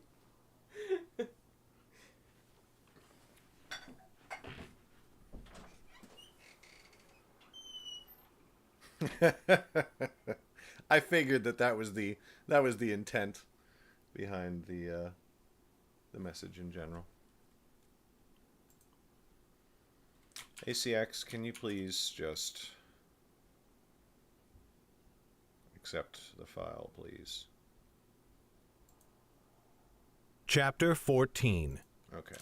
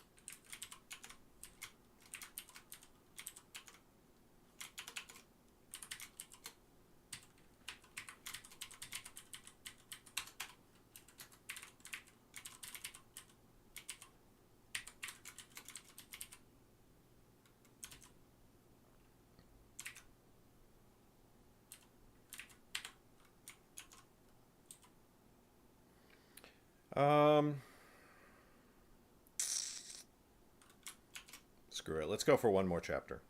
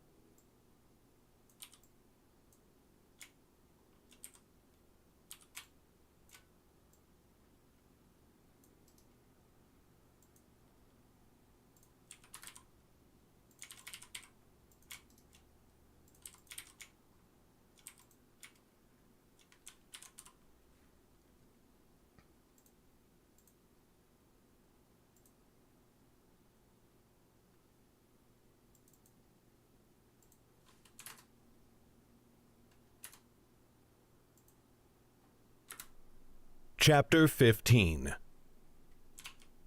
Sun stopped dead in the street, her mouth agape. "Not Yue from Lan Shui," she said. Albern's smile was broad and smug, and Sun knew he was immensely enjoying the look on her face. "The very same. Come, keep walking. We have a ways to go." But she... Sun struggled for words, trotting at Albern's side. What on earth was she doing there? What about Lan Shui? She was a constable. "She was, but she..." "Now hold on," said Sun. "I learned much about Yue from you, and if there is one..."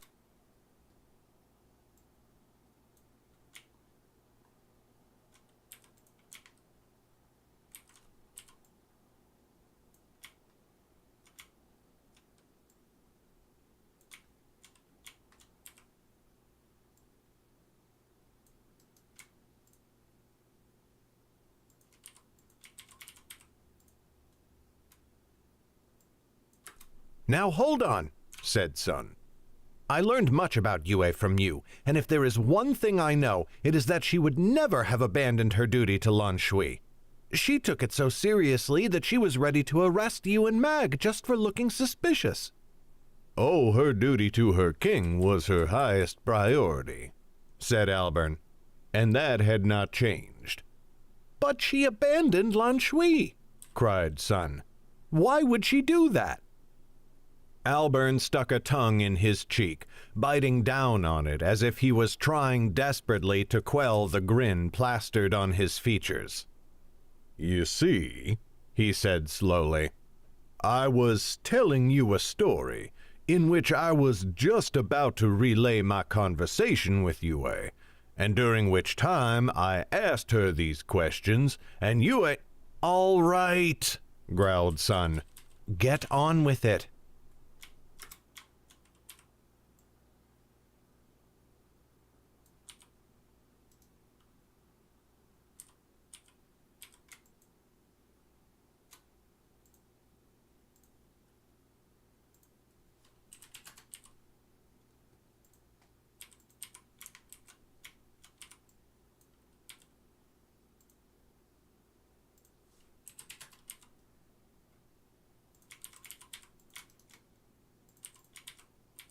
Get on with it. Mag and I stood there staring at Yue, our mouths hanging open, or at least mine was. It is difficult for me to imagine Mag being so flabbergasted, though I know it must have happened at least once. Careful, Yue told me after a moment. She could not entirely banish a sardonic smirk. Winter it might be, but there are still enough flies to be caught in that gaping hole in your face. Yue, I breathed. What under the sky are you doing here? Mag arched an eyebrow. And what in the dark below while you were answering questions? Ha, said Yue. Pardon me, said Kun. His smile had returned, but it was sharp as a razor's edge. You are carrying on a conversation as though you are the only ones invested in its outcome. Let me kindly remind you that you are not. Of course, Captain, I said at once. Forgive me, this woman is a friend. Though how in blazes she found us is another matter, said Mag. Suddenly she frowned. Hey, Ari. Good to see you. Said Mag. Suddenly she frowned. Albern. Her voice trailed off and I realized what she was thinking. Kaito would have known Yue from Lan Shui, and she might know, or have guessed, that we were friendly. As a weremage, Kaito could hardly ask for a better opportunity to get within striking distance of us. Yue, I said slowly, you remember what we were seeking when we left Lan Shui? Of course, she said, irritated. You left to find the Ah. Her brows lifted. The weremage, and now here I am. A weremage, said Kun. What is this about? Yue turned to him and bowed. Captain, I was formerly a constable in the town of Lan Shui. It is a modest place, some leagues southeast of— I know it, said Kun. Go on. Yue nodded towards us. These two traveled through the town some months ago. There was a weremage who caused some local trouble, and they helped me resolve the issue. But the weremage was never found. She scowled at the two of us. They are afraid I might be her, which is an uncommon display of good sense.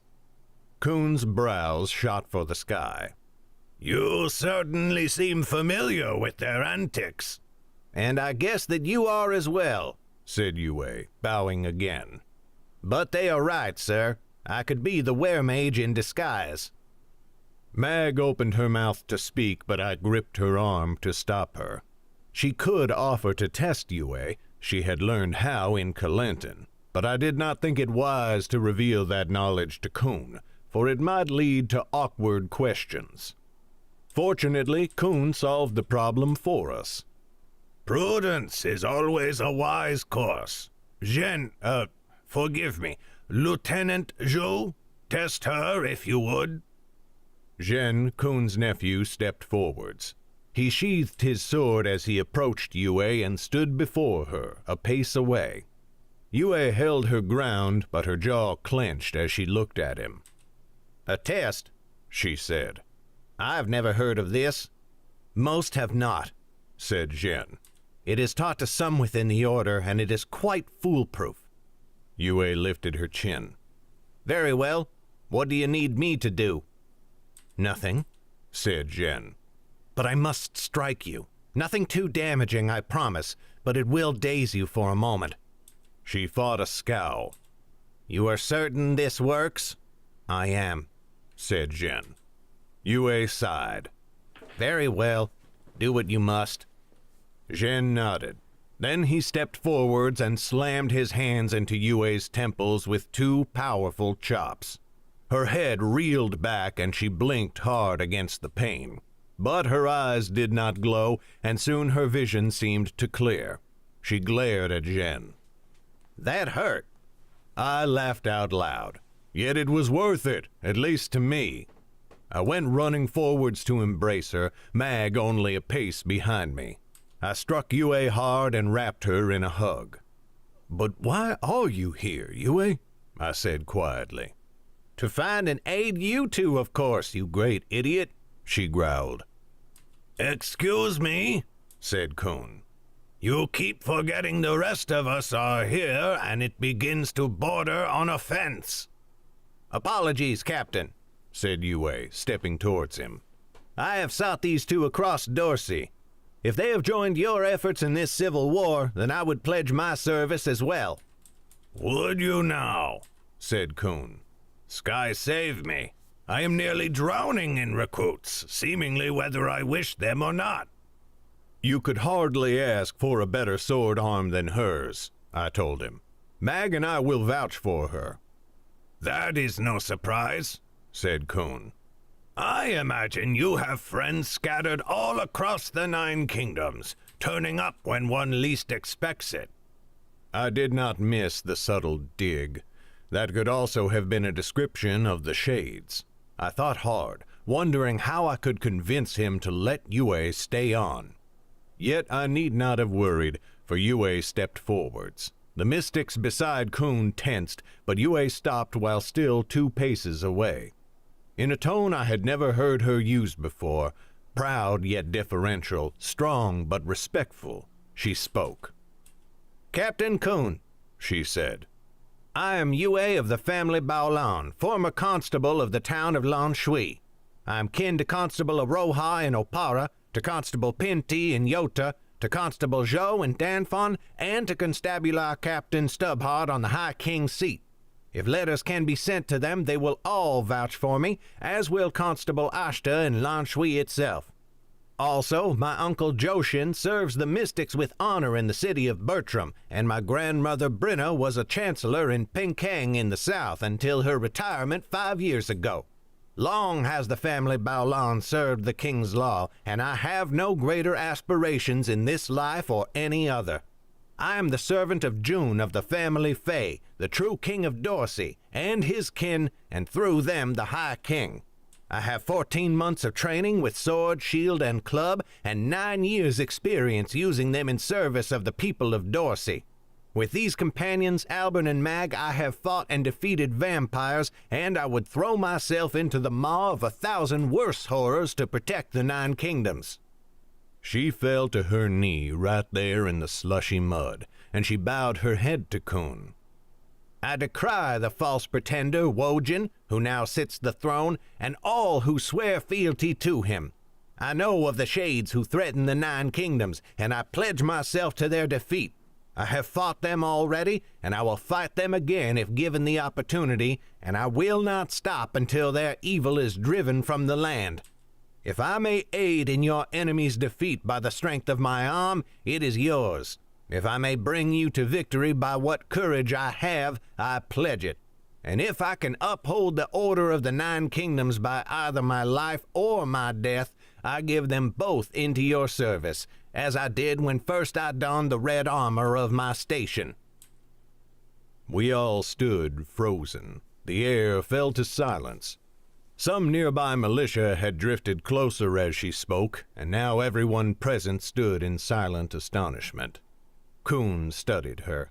His perpetual smile had fallen away, and yet that did not worry me.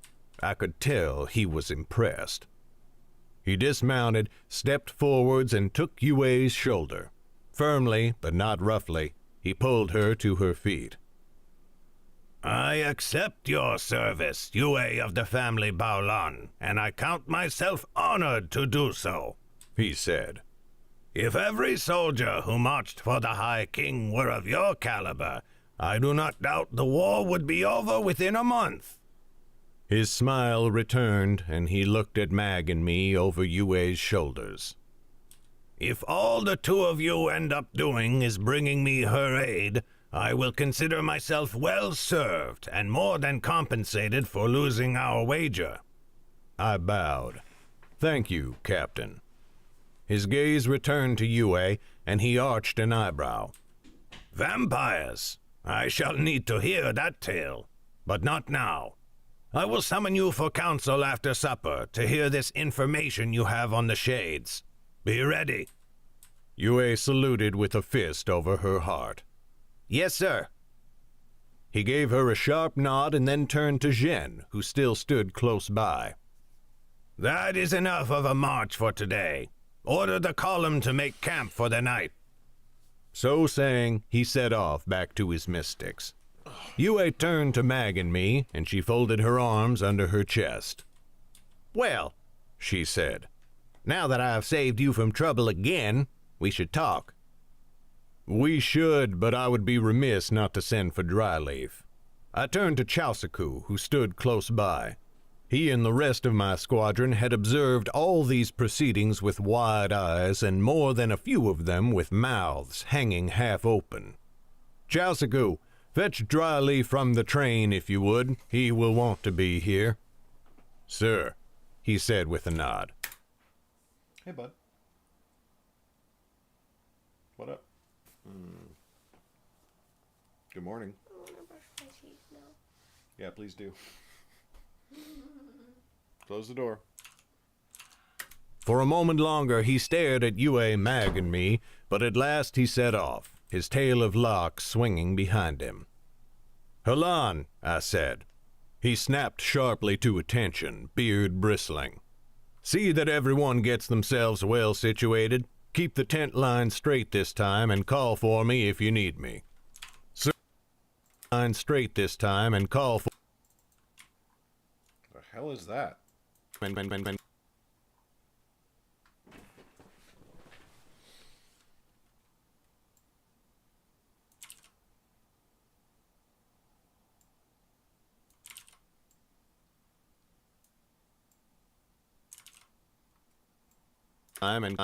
in.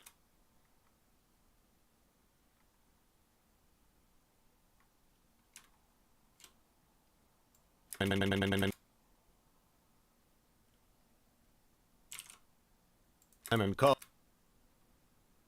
Time and call.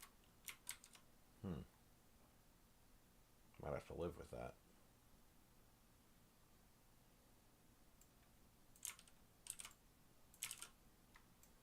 I'm in. Yeah, whatever. Straight this time and call for me if you need me. Sir, said Halan with a nod. He turned to the rest of the unit. You heard the sergeant. Line 'em up nice, little ones, or I'll have you digging latrines tonight. Mag turned to her squadron. Debu, Lee, can you see to arrangements?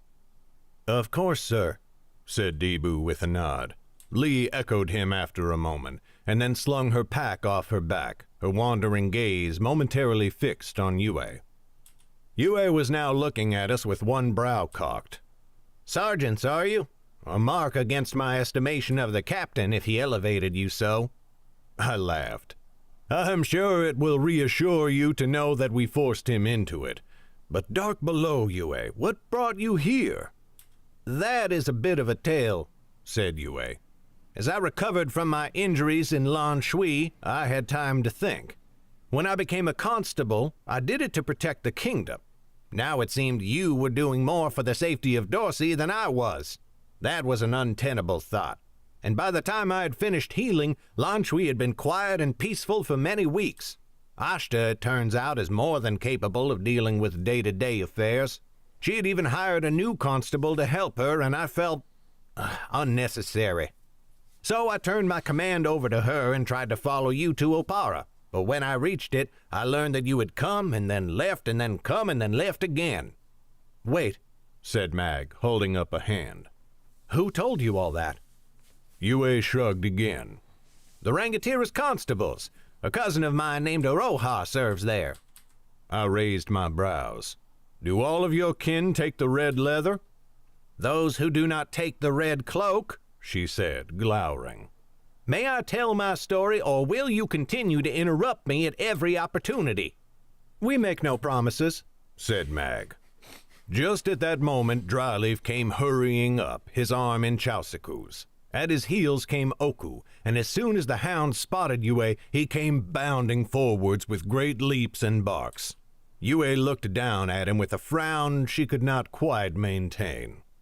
You still have the mutt, she said. Yue, I said reproachfully. Oh, all right, she said. She scratched him behind the ears as Dryleaf came hobbling forwards, his arms outstretched. Yue, he cried. The moment Yue took his hands, he seized her around the neck and pulled her down for a hug. I saw tears shining in his eyes as he embraced her. Dear, dear, dear girl, when young Chaosiku here her. Dear, dear, dear girl.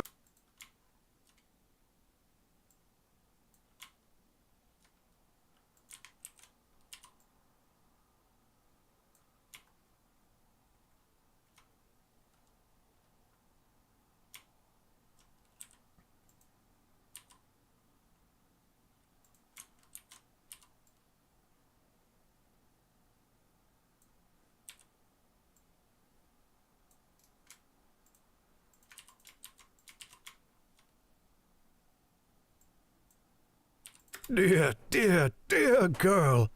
When young Chaosiku here told me it was you, I hardly dared to believe him. Hello, old man, said Yue. She returned his hug, squeezing him mayhap a bit harder than she should have, what with his age.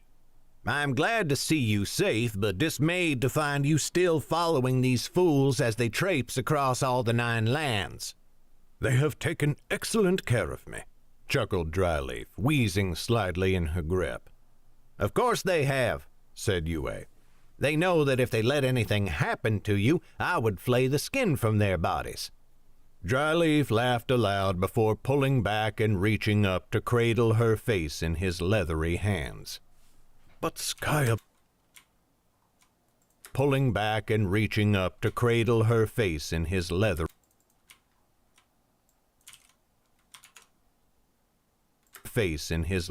hands. But sky above and dark below, what brought you all this way?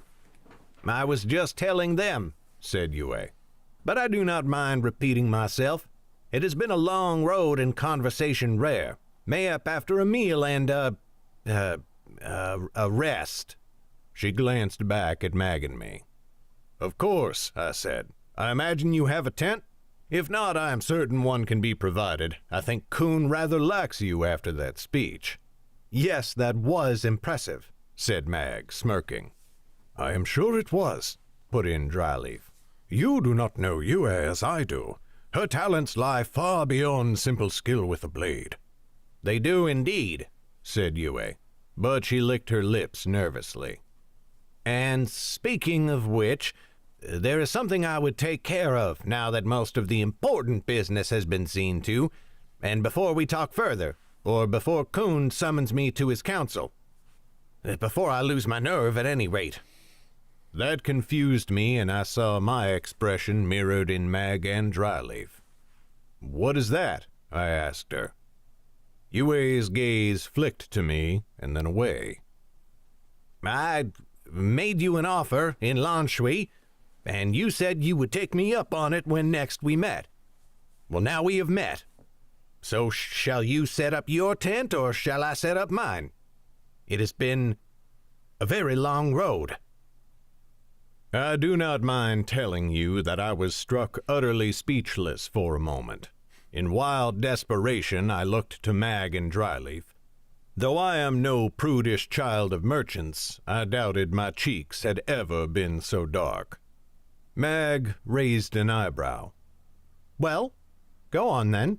You know what to do, yes? Dryleaf patted me on the shoulder. Be careful, my boy. Her injuries were severe, and she may still be recovering. I could only splutter and look up at Yue. Me be careful with her?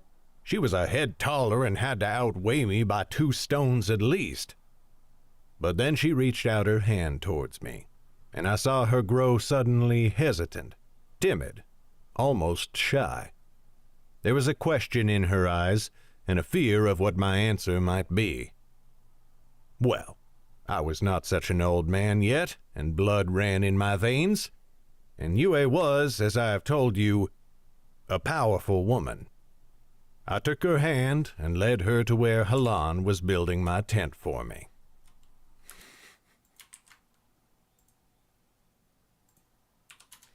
Brown chicken, the brown cow.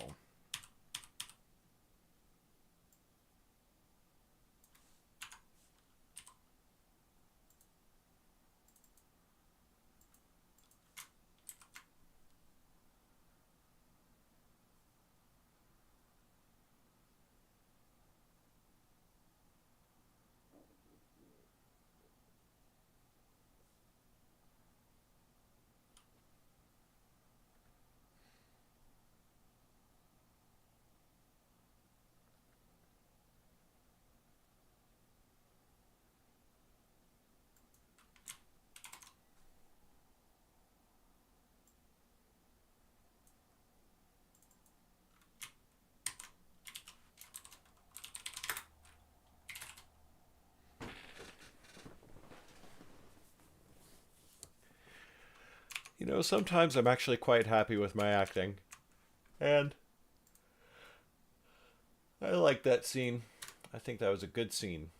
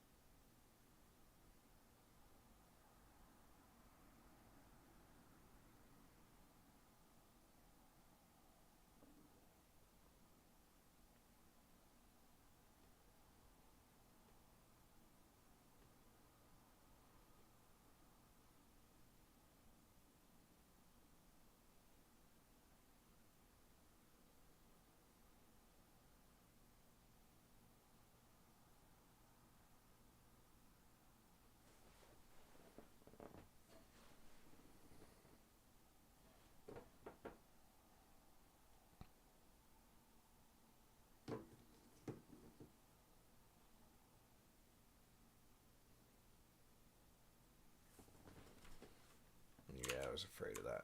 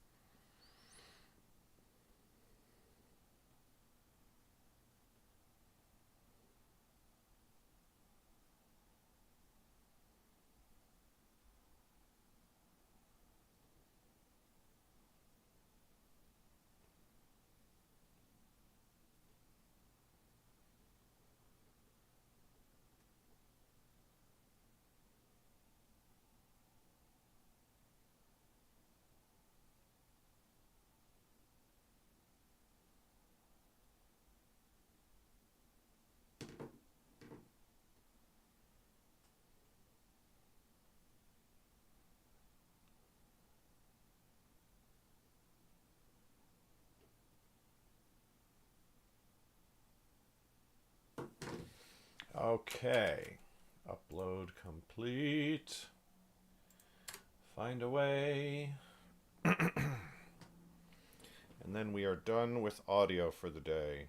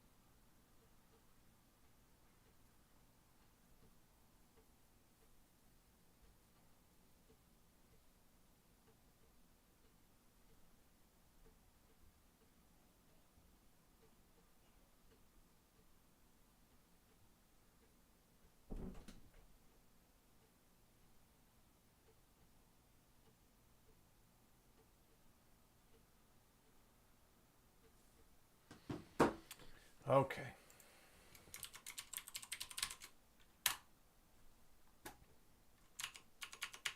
Chapter 15 done.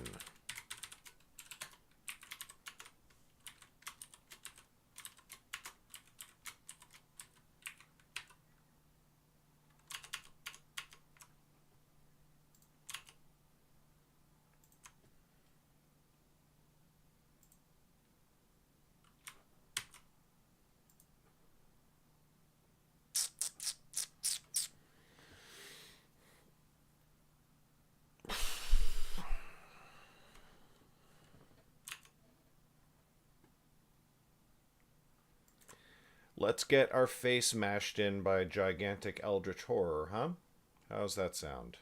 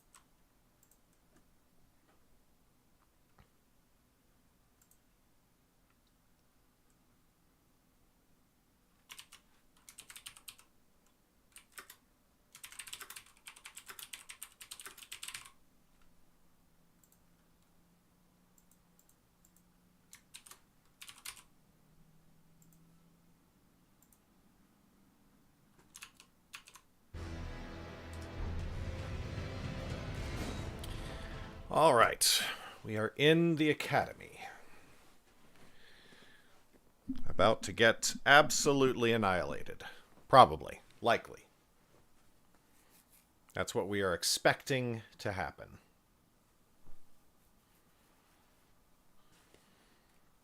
But that's fine. We're fine. I'm fine. How are you?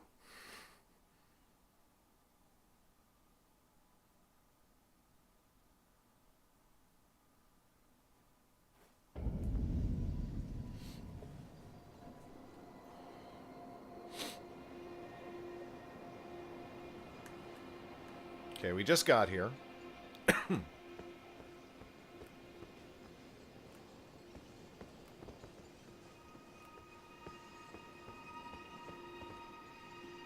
Here's a big elevator. And then there's the... Why are there two rooms?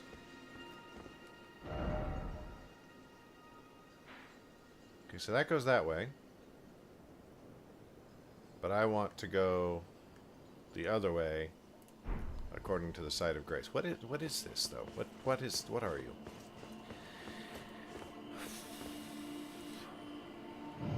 Oh, examine seal means step through the seal. Of course.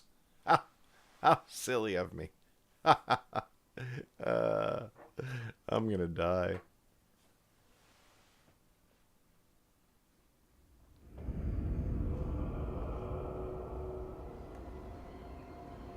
Oh, another side of grace. We like this.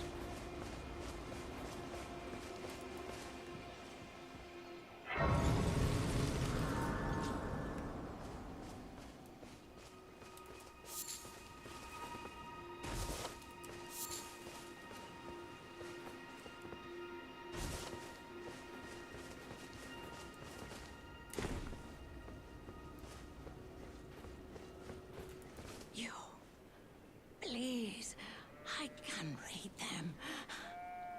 Your fingers. Please, your fingers. What a pity it is to be without the right. All you can do is stand at a loss, without even the half-crescents that wish to be whole. Before the unmoving, unfeeling grand lift ahead. Or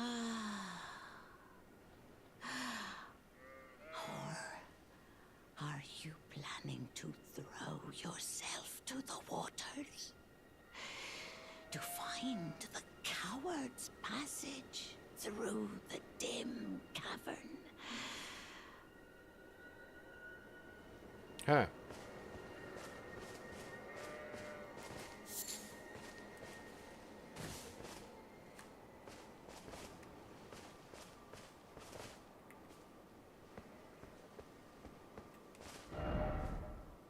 Oh, so this just puts me on the road. And I've been here before. Ooh.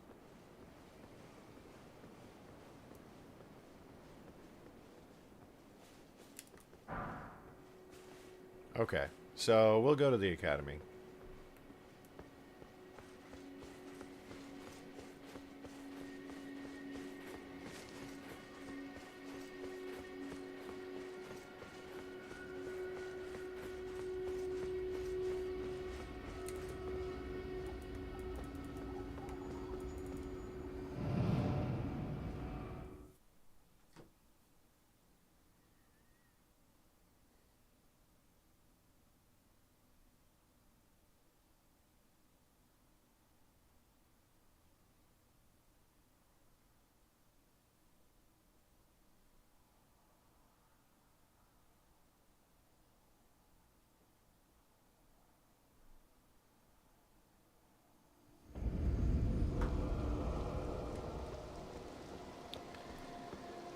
Okay.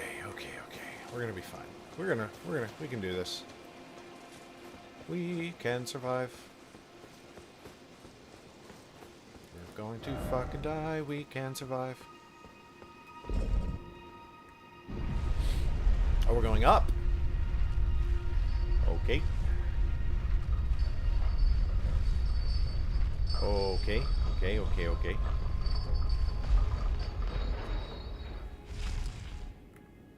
Okay. This is fine. We're fine. I'm fine.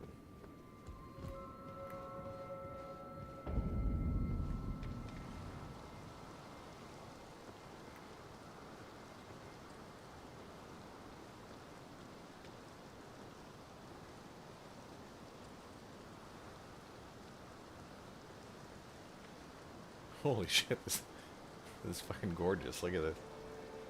Okay, okay. We're fine. This is gonna be just fine. Oh, we heard a noise. Oh, more noises.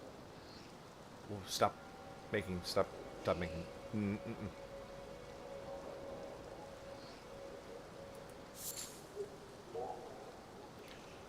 Stop making noises, please. I don't like it. Okay, so like, I have to, I feel the need to explore. Stop making that noise.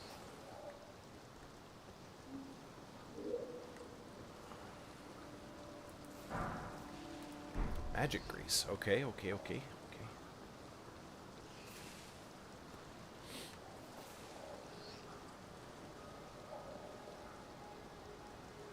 Someone else is creeping around. Oh. Okay. Okay.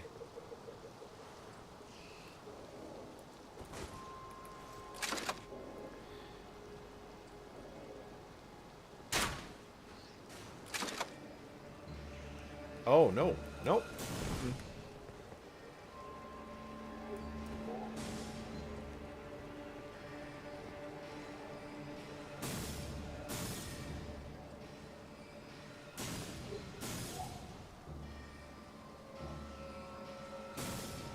So I, what, have to go up there? Oh no, she's gonna come down.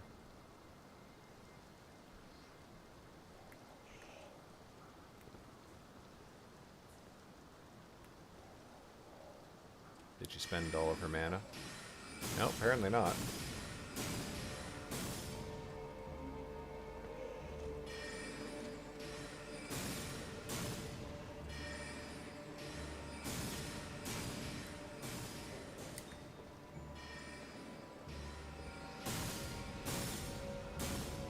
All the way in here. Come on now. I believe in you. You can do it.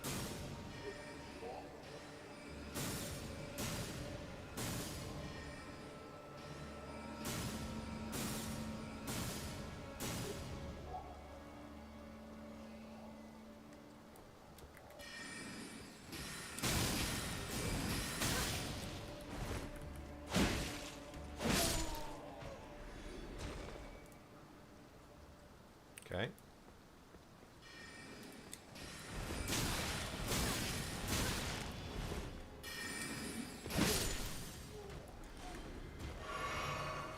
Could have gone worse. Could have gone better. We're alive. That's not nothing.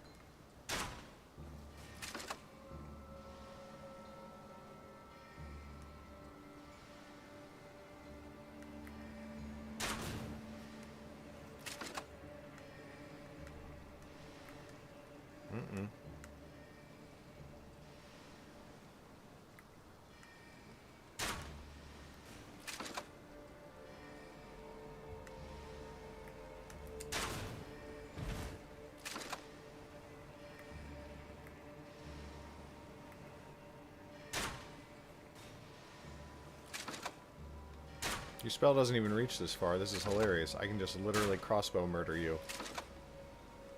For no risk. Now, who else is in here? Just the one, huh? I don't believe that for a second. Ooh, what noise? Big noise. Oh, noise. Oh. Okay.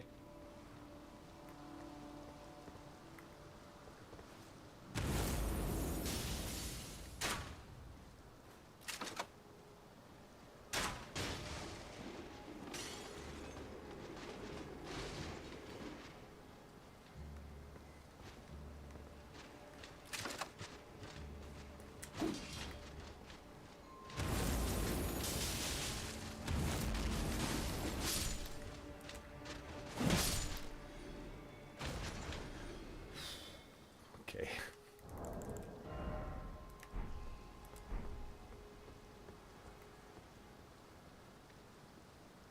More marionettes? Yep.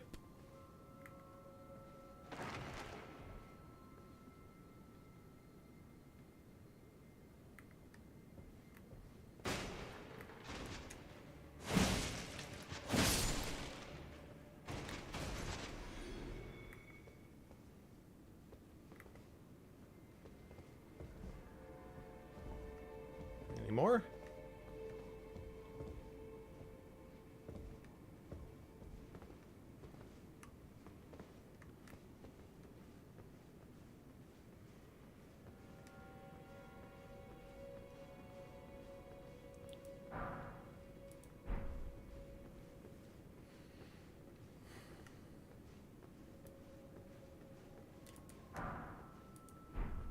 Okay, how many golden runes do I even have now? Oh, like none. Cool, cool, cool, cool, cool, cool, cool, cool, cool, cool, cool.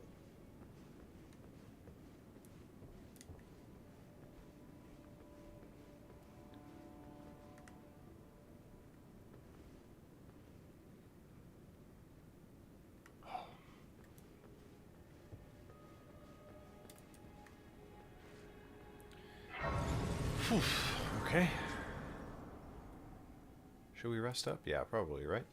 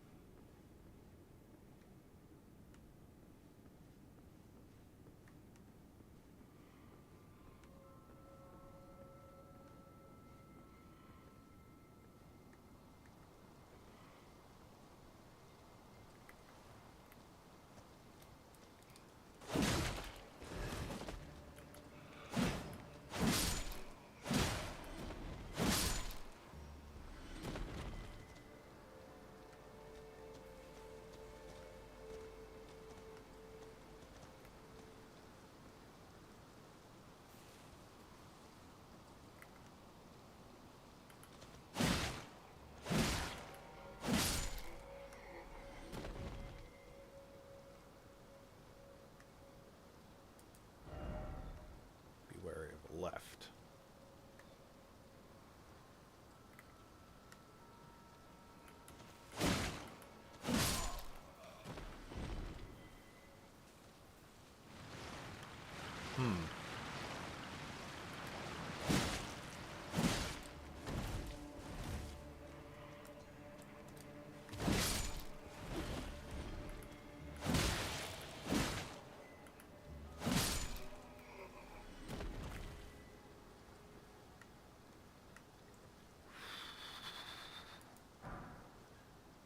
Grace Mimic. Oh, yeah, yeah, yeah, okay. Alright, alright. So that's where I came in. Okay. I'm not scared. Why would I be scared? This isn't terrifying. It's definitely not. I enjoy this game. I have fun. Not terror.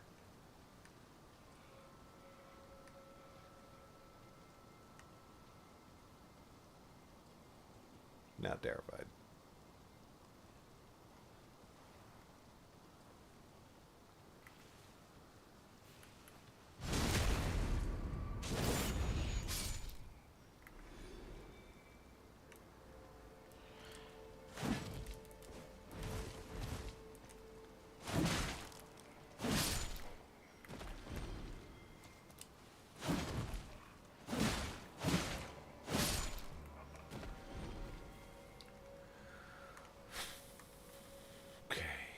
Item over here, right? Oh, okay.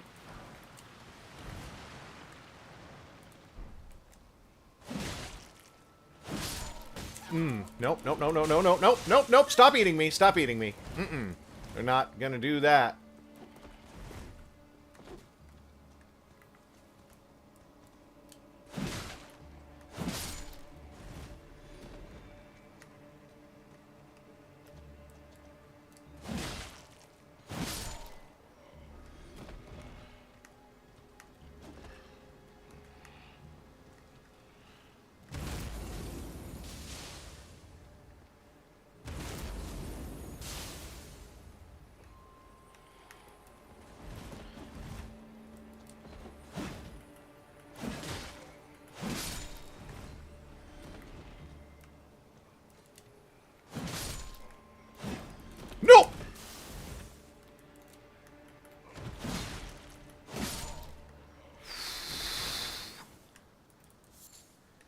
Okay, okay.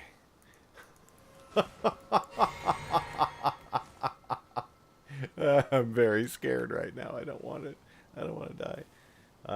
Okay. There's so many messages. Hidden path ahead. What? This way. What are you talking about? Seek shortcut. Okay. Ooh. Ooh.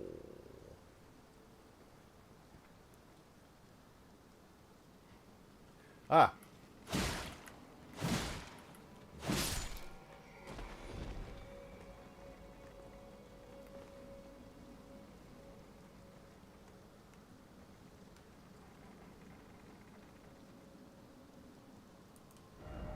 Liar. Didn't expect me. Okay.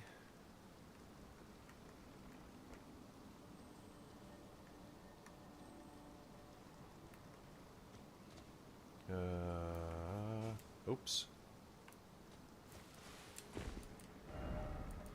Jumping required ahead. Well, jumping required behind, too, so, you know.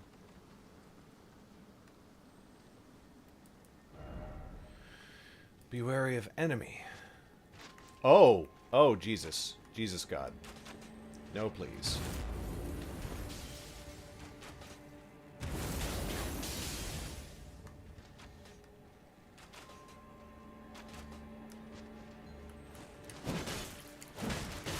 Nope, nope, nope, nope.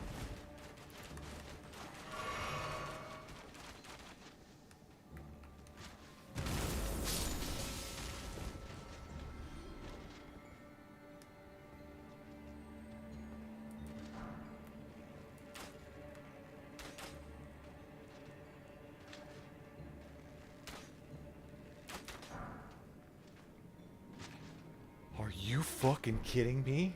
Marionette Soldier Ashes? Oh, baby. Oh, what a game changer.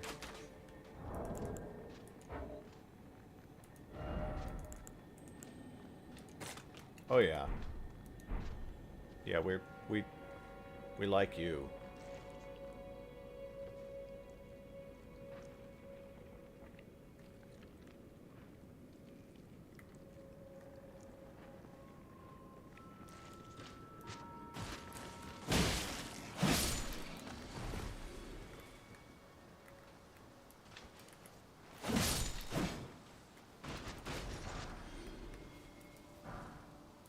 Silver pickled fowl feet. I don't even know what that does. What are you? Hmm. Hmm.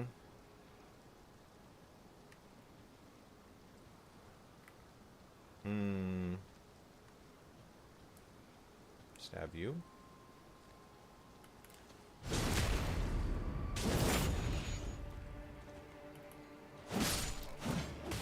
No, no, no, no, no, no, don't eat my face. I don't want you to eat my face.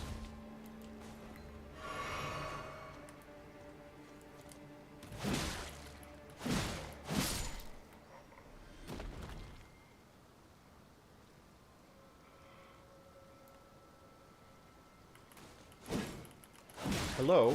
Thank you. Die, please. The fuck? What the fuck? What the fuck? Oh god, it's like some old school Mario platforming shit. Oh, what the oh, fuck, fuck, fuck. Okay, can I? Yeah, I can do this. I can do this. Okay. Oh! Oh, don't freeze on me, game.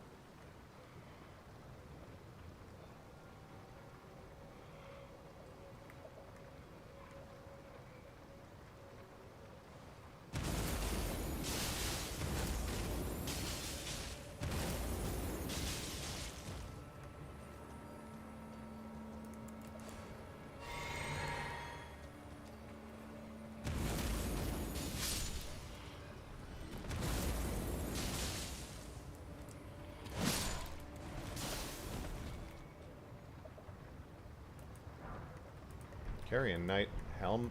Whoa. Whoa, whoa. Is this all better than what I've got?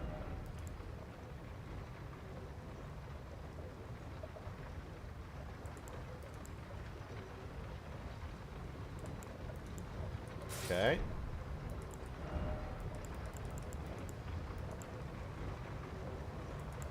Huh. I don't know if it is.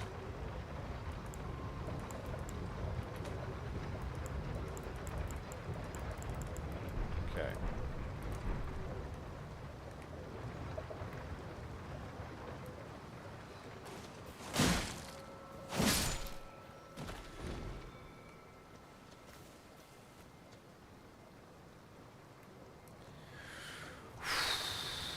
Okay, okay. Ooh, I like my helmet.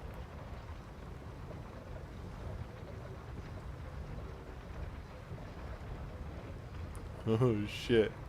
This is crazy. Oh god. I'm gonna die. I'm gonna die so hard.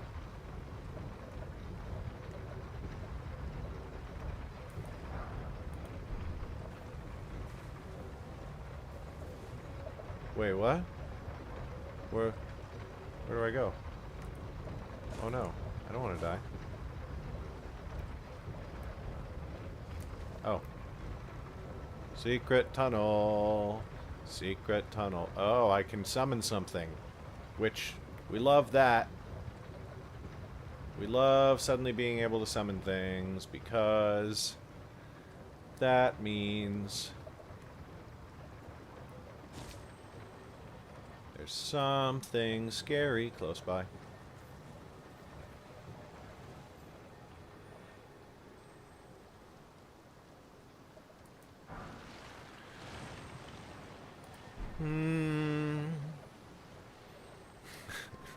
You know what? I wrote all morning, Erica.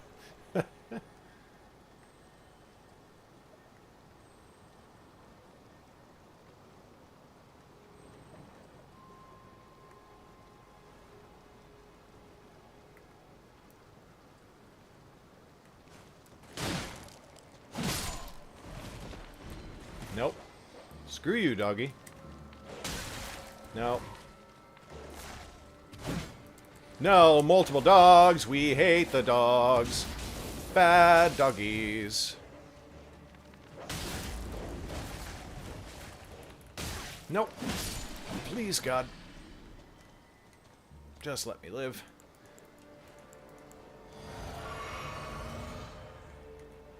I've only ever wanted to not die. No! Stop eating my face!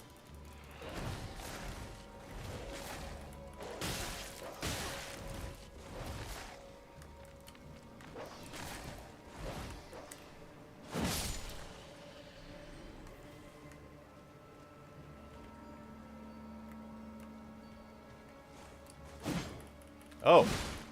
Oh, Jesus, that scared the shit out of me.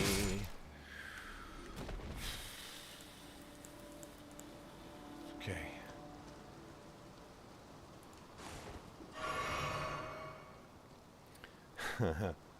That sounds amazing, Erica. I am jealous.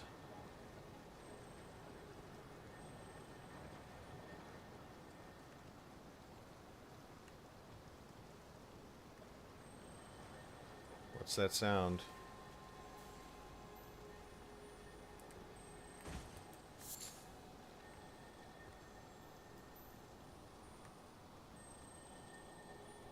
Oh, thank you.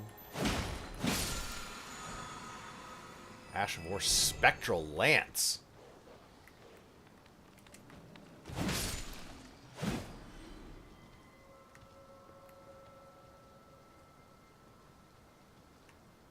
Seems pretty cool, not gonna lie. Another golden rune. Oh, okay. We can survive.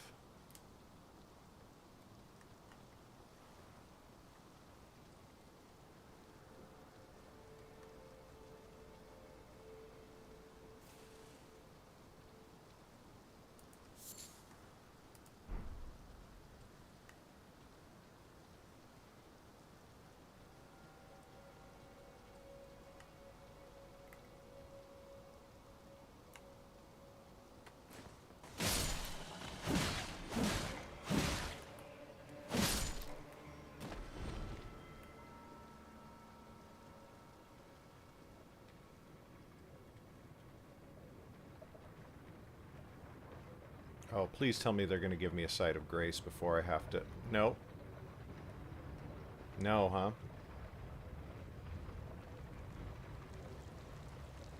Just gonna have to do this bullshit, huh? Okay. This is fine. What is that?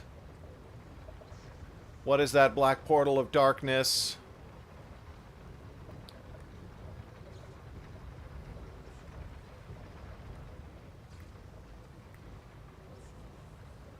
Why is there a black portal of lightning darkness over there, please?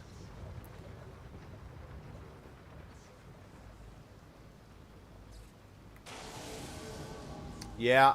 Yep. Yep. Yeah.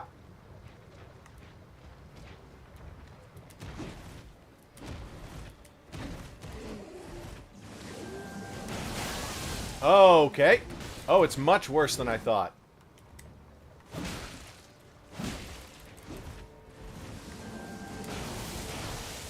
Oh, it's cool. It's like a gravity hit. Great. Did it. New gravity well spell. Now I can do what he did to me. I'm okay. I'm fine.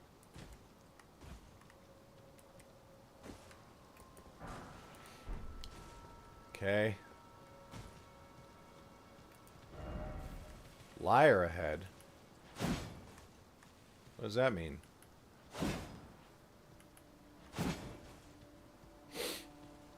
Oh, Jesus. Okay, okay. It might be a friendly black portal of darkness. Somehow, Erica, I don't think that is the case.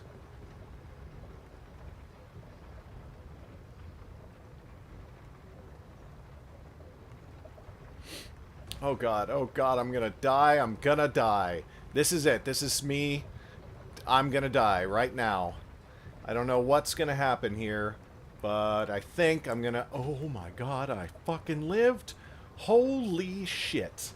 I'm the greatest gamer to ever game. See, that guy knows it. Probably doesn't know anything anymore. Oh, okay.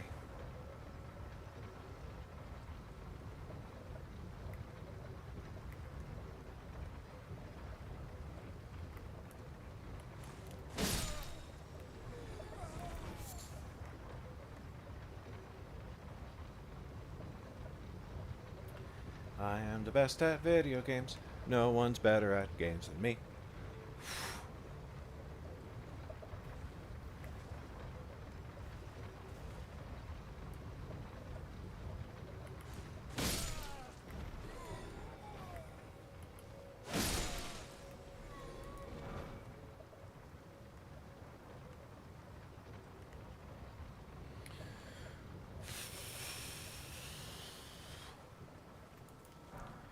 It's been a really, really long time since I've seen a sight of grace, and it's stressing me out. I don't believe it. Sadness ahead. Teacher. What? Is this a reference to a former game that I didn't play? Oh, I want to go up there to get the special thing. Yeah, no chance.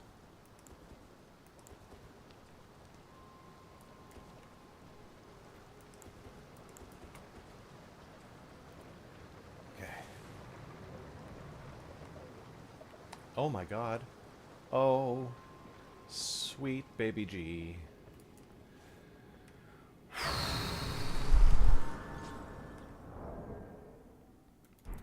I don't mind telling you that scared the shit out of me. We will rest at the site of grace. Just make sure that when we come back... Ashes of War. Okay, so... We're fine, right? With what we've got. Spectral Lance. Like, that's Honestly, pretty cool looking.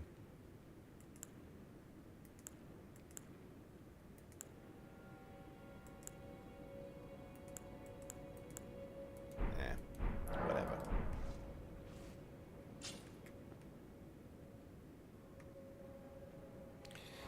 Alright. That should be where I end off. I've got a family day today.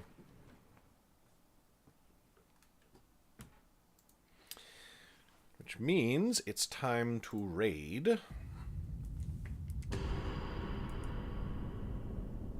And inflict you all on some unfortunate soul.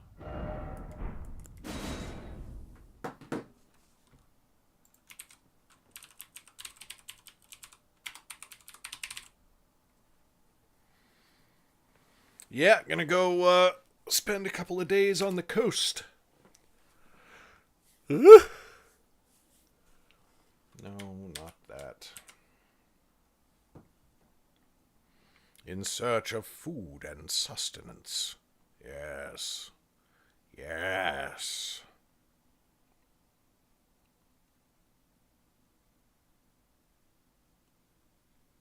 Oh. Let's raid Joe.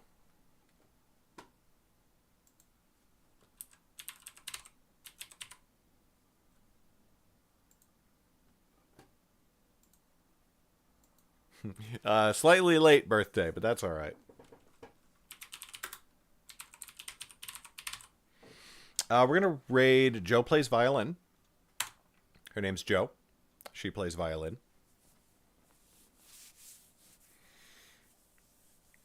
I'm sure you're all shocked to find out.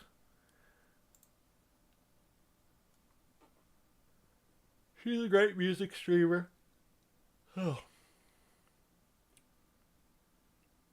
If my computer will cooperate, we will raid Joe. You see, Oh my God! Shut up! Jesus Christ. Alright. No streaming tomorrow. I will be on the coast. I'm taking a couple of days off today and tomorrow. I will stream again Sunday morning. So see you all then. Thanks for coming by and hanging out. We're chunking through these audiobooks. They'll be done not this month, but midway through April, it's looking like. So thanks for coming and being part of the process. And I will catch you all another stream. Bye.